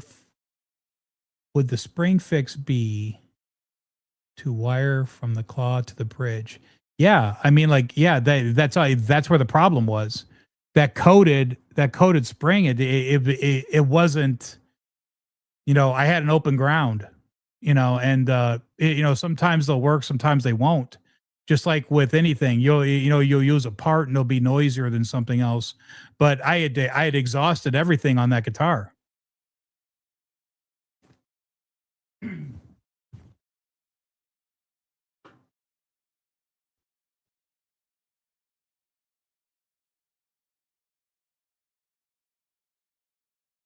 I might as well get it if I'm going to talk about her. So I put the Norton in it and I was playing and I was getting this buzz and I'm going, oh my God. So I'm touching and it's going away. I'm touching the springs, it's going away. I'm touching and it's going away. And I'm going, oh my God. So I replaced the barrel jack, didn't change it. I checked all my grounds, which I have covered up, but I can assure you all my grounds are good. I disconnected the kill switch. I've since reattached it because I found the problem, because I just wanted to take everything out that I thought could be a problem. I thought I had a bad pickup. I was like, oh God. But it's got the titanium inserts in it. See on that. This is the 84 Floyd. But yeah, it was just like buzzing terribly, right?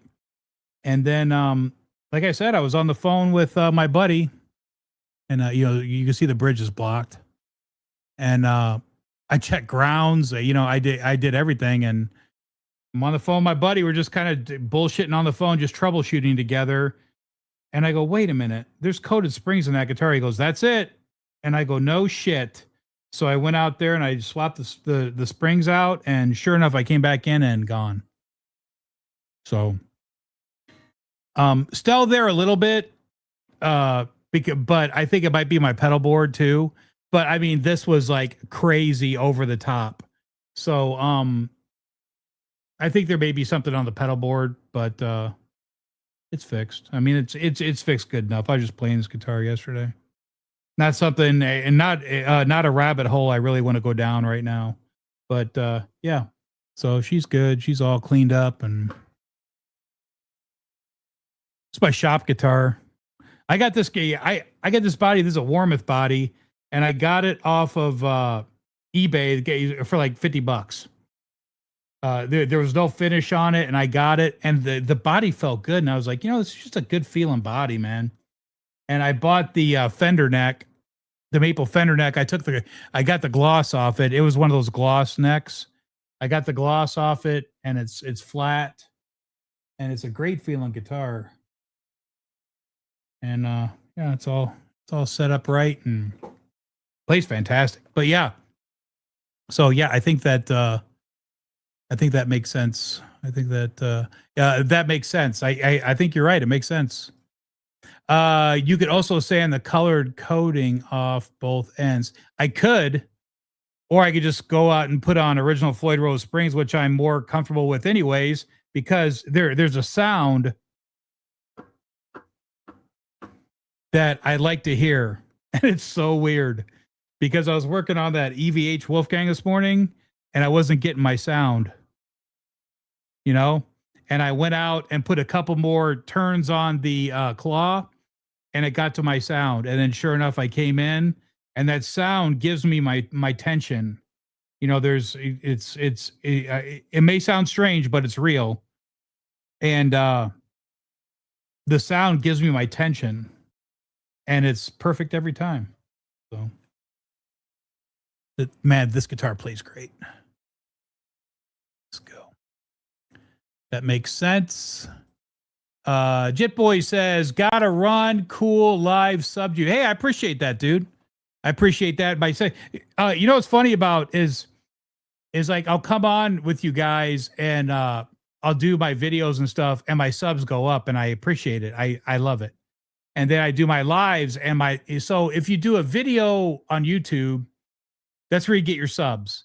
If you do a live, that's where you get your watch time. Because if you do a video, people just fast forward everything they don't want to watch, and they watch the stuff they want to watch. So even though you just shot a video, they don't really want to watch the whole video of you talking and stuff, which I understand. But if you do lives, that's where you get your watch time, because people like to go back and watch. So I think I kind of got it figured out a little bit, YouTube, but I'm not looking to be a multi-million dollar, a multi-million. My son's telling me to check my phone. Oh God, look at that. So my son's sending me pictures of me on stage at Cabo Wabo.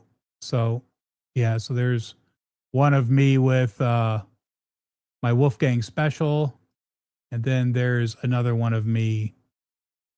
I don't know if you can see it or not, but anyways, there's a couple pictures of me on stage playing through Eddie's 5150, and you can probably see, oh, you can, look at that.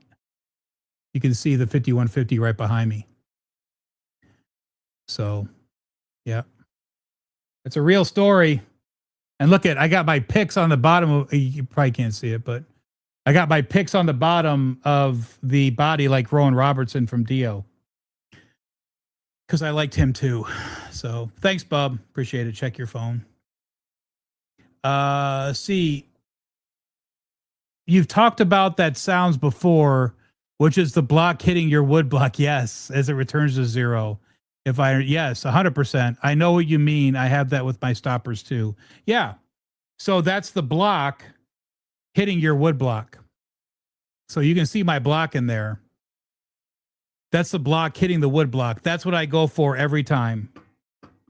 If I get that sound, if I'm bending and not over bending, like it's just muscle memory.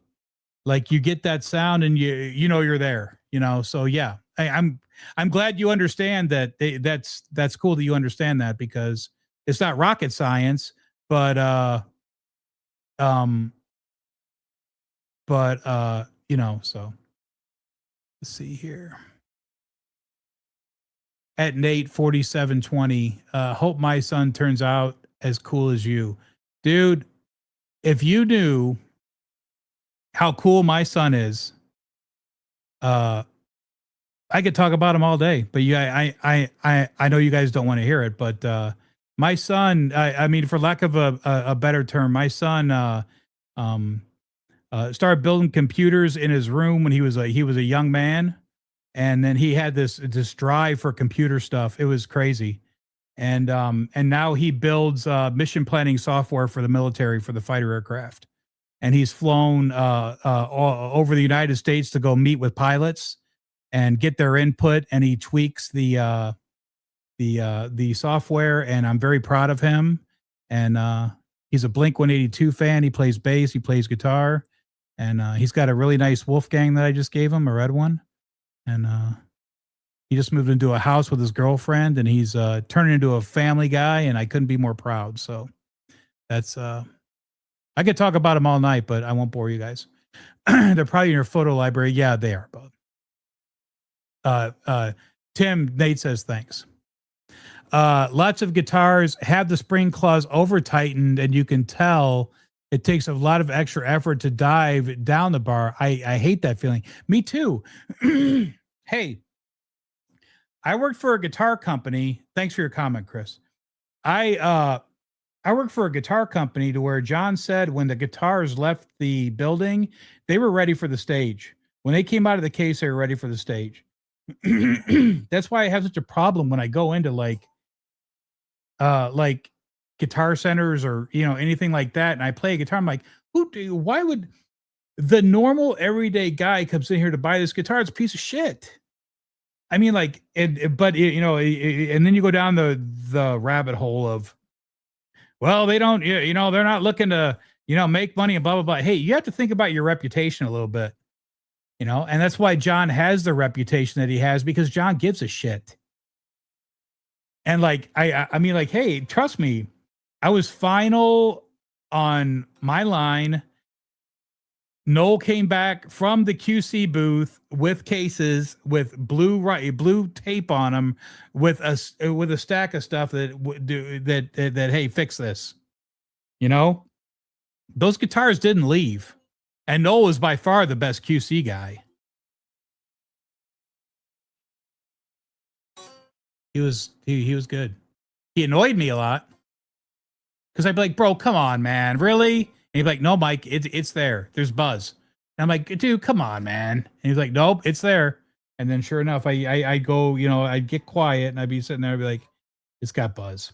And then I'd have to send it back to Plex sometimes, or, whatever, or try to identify it, and sometimes we could, sometimes we couldn't, but it didn't leave the shop unless it was good, man. So, it's just interesting. So hate that feeling. I agree. It's tight and it's no bueno. So, oh, Robbie Stingle, what's up, pal? How you doing, buddy? Well, when over tightened, the Floyd doesn't return to its original position perfectly either. Yeah, that's right. Because if you over that's right. So it's a correct statement. It's good to find zero, and then if it's set correctly, yeah, you won't have tuning issues and all as well. That's blocked. I've got that blocked perfectly level, and plenty of room for the Floyd Rose or the detuner to travel. And again, this is my shop guitar. This is whenever I want to try out a pickup, I just throw it in this one to see if I like it, and then I move on. Nice to see you, Robbie. I have a love-hate relationship. Well, most people do. When it's good and right, it's awesome. And when it's not, give me a tune-o-matic. Yeah, I get it, man. I think that's the majority of Floyd people. I think that they have a love-hate relationship with them.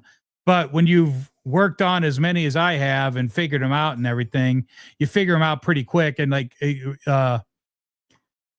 Randy was saying last night, he said, I was having a tuning problem, and I think it's the nut.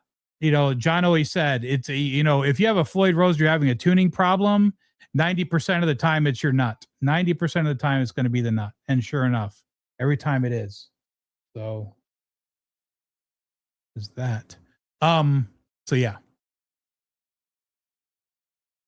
Robbie, you've been lurking. That's good, buddy. That's good. Are videos of John all on one channel, or do I have to look up from them on many channels? I only see one, but it was great. One of my favorite interviews with John is the one with John, Pete Thorne, and Dave Friedman.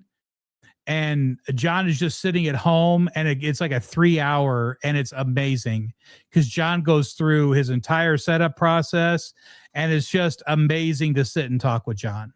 I mean, John, when I was at Sir, it's very different now because when I left, John took my bench and John went to the floor when I left. And so all the pictures of you see John and Pete Thorne sitting at his bench, that was my bench. And John had his own office, and he didn't come out very much. But like when customers had requested John's signature on the back of the headstock and stuff, I had to go into his office and talk to him. And I told that story too. Those are great stories because I would go in and I'd fix it, and I'd go back and say, okay, John, it's good. Could you sign? And he'd find something else. And then Jay Medor, who was the other final guy, he turned around and looked at me one day and he goes, those were master builders, Jay Medor and Kenny Jin and me. We're all three, and I wasn't a master builder. I just worked in the position of the other two master builders. And I remember I came out one day and I was getting frustrated because John found something else he wanted me to fix before he signed it. And Jay laughed and he goes, "You're going to learn, bro. Don't go back in. You got to wait like an hour." And then you go back in and he looks at it and then he signs it. And I'm like, okay, all right, man, cool.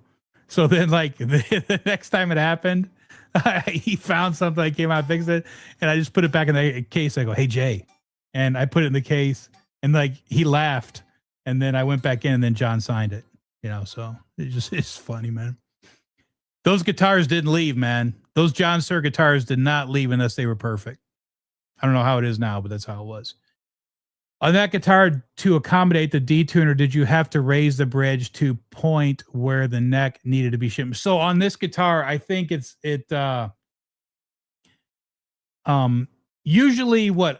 there's no shim in this neck because as you can see, there's no shim in that neck. Usually you can tell if a neck's got a shim in it. You can tell by the dots on the side, how the dots are riding. And there's no neck shim in here. But what there is a recessed trem. So usually you've got some movement there, up and down. So this one just happened to fall perfect. But there's no shim in that. So it just fell perfect. But yes, you have to that fender, that blue fender, I had to angle that neck pocket because the bridge was sitting inside the cavity route, the Floyd cavity route. And that's just not right. I mean, like, I don't have a detuner on that fender, but it also looks weird too when the whole entire bridge is sitting inside the Floyd cavity. That's not right. I mean, my opinion, it should be sitting as if it was sitting flush on the body. That's kind of how I set my stuff up. I get it. I'll change the neck angle to where I get it to where aesthetically it looks like the bridge is sitting on the body with the Floyd Rose route. And to be honest with you, I like having the Floyd Rose route because that means that your neck angle doesn't have to be perfect. You've got some give there. Now, if it's sitting on the body, then you're in trouble, because I mean, your angle's got to be pretty perfect if you want it to look right. You know, there's going to be a lot of on and off. So, but that could all be different now with those 1 degree shims and stuff. You can get a Stu Mac. I have those shims inside my cart. I just have to, get my cart to a certain amount of money before I'll buy stuff. So, but I've got some of those angled shims in my Stu Mac cart. I got some super glue to buy. My super glue just dried out. So, Stu Mac super glue is great because it dries clear. It doesn't dry cloudy. And, I recommend the Stu Mac super glue. So, Robbie says, I've known Floyd's from the beginning of, yeah, no shit. Back in 82, always knew them, so no problems here. Yeah. If you don't know, if you're new to my channel, please check out Robbie Stingle. Robbie worked at Kramer, and I was very honored to be on a podcast with him for a while. And I surely have learned a lot from Robbie. So check out Robbie. Check out Robbie Stingle if you're new to my channel. He's awesome. Let's see here. Skunk 2107 says, I had a tuning issue, went through the whole process, but still going out of tune. Junked the Floyd 1000 for an original problem. Interesting. I have some 1000s at work, but prefer the original. I always, buddy, yes. Yes. You have to say that quietly, though, because there's some people that believe that the 1000s, I've had my battle with 1000s. I will say that I have 1000s that have worked. My Ruby Red Charvel has a 1000 on it. It's got a black 1000. I didn't feel any need to change it, so I didn't. But I surely agree with you. I think that I always go for an original. But that's why I buy originals whenever I get the opportunity, because when I retire fully, I'll probably be doing guitar stuff a lot, and then I'll probably be building stuff, hopefully, and then I'll have plenty of parts to mess with. You know what I'm saying? I'm all Fernandez. Yeah. So you've gone all like original now. Like Robbie's like super like he won't even mess with the new stuff. It's got to be all the original stuff, you know. So me, I can't be that picky because I don't have. Maybe in my retired time, I'll have the time to run around and find stuff like that, but I don't have the patience for that to do that. But I certainly applaud you for your ability to search that stuff out and get that stuff. What do you think Warren's snakeskin is worth now, just out of curiosity? Well, there's one right there. There's one of performances right there. I had a guy hit me up the other day. I think 10 grand's the right number. I had a guy hit me up the other day and said, would you be willing to sell one of your performance? I hit up performance. He said he's not building them anymore, but they do have one in the shop, and he hit me at 11,000. So if somebody offered me $10,000 for one of my performance, I've got both. I've got one with the single coil, and I've got one with just the humbucker. If somebody offered me 10 grand, it'd be hard to say no. But I don't think anybody's going to offer me 10 grand. So it doesn't matter. So I'll just have to keep them. Darn it. Tim says, I think every guitar on my 7 guitar rack has a different bridge. There's nothing wrong with that. It's cool to have different stuff. You know what I'm saying? I also keep my Floyds floating. I do have some Floyds that are floating, but I also have Floyds that are decked too. So I prefer blocked. Anytime, buddy. We got to get. I always say we got to do a show, but then we really should set something up. So, Skunk says, although I prefer the German Floyds to the new USA's made, not the same. Okay, so I agree. Un momento. Hello.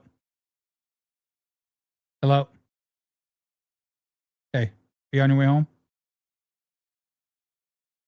Okay, I'm live. So get back. My girl's on her way home. So let's see. So I think I haven't had a problem with one of the new ones. I got to be honest. I got 2, 4, 6, 10, 12, 14, 16, 17, 18, 19. Well, I got 20 Floyd Roses now. I got a mixture of Germans. I have mixtures of the new ones. Got to be honest with you, I haven't had a problem with one of the new ones. Just have not. So,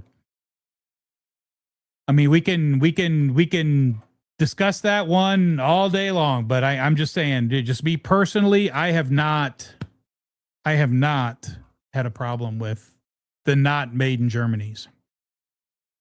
And from some of the stuff I've heard about the German Schaller made stuff with regards to finishes and some other stuff, you know, I'm kind of understanding why Floyd decided to just do their own thing in the United States. So Warren's personal, the one, what, the brown one, the original, the brown. I mean, there's the Anaconda from the Lay It Down video, which is in a Hard Rock Cafe. The brown one he has that he used for years. Then he went to the performance versions. So the original brown, buddy, he's never going to sell it, so it doesn't really matter. I mean, he's not selling that guitar. He doesn't even play it. Like that's in a picture book, like Iconic Guitars or something. I was going to buy that book and I forgot to buy it. But there's a picture of that guitar on like a purple chair, and it's a really good picture. It's the brown one that was on the guitar player cover. I met him and he signed it, and he wrote "To Mike Cowabunga," and then he signed it. And he goes, "This was my Grammy, dude." He goes, "This is when I knew I made it, when a guitar player took this picture of me."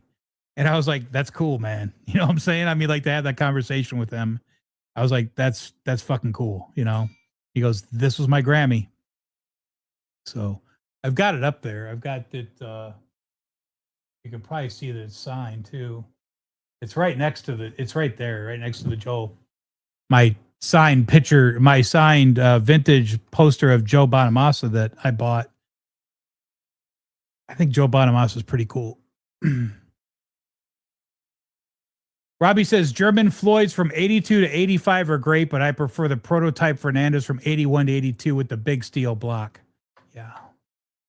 I wonder if Ed steel block is one of those prototype blocks, or is that just a steel block in the 5150 that I never even thought about that. Greetings from sunny Arizona to Robbie. I hope all is well. Rico B to Robbie. Even the Floyd Rose 4 Fernandez, I've added a fine tuner spring. That's cool.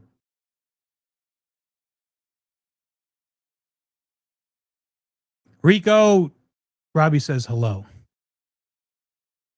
Good to see you.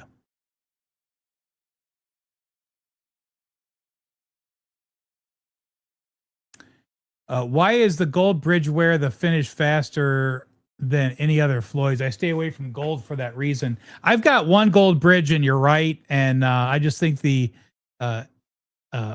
acidic inside your sweat does something to that finish to where it comes off. And you're correct, because on my, I might as well show it.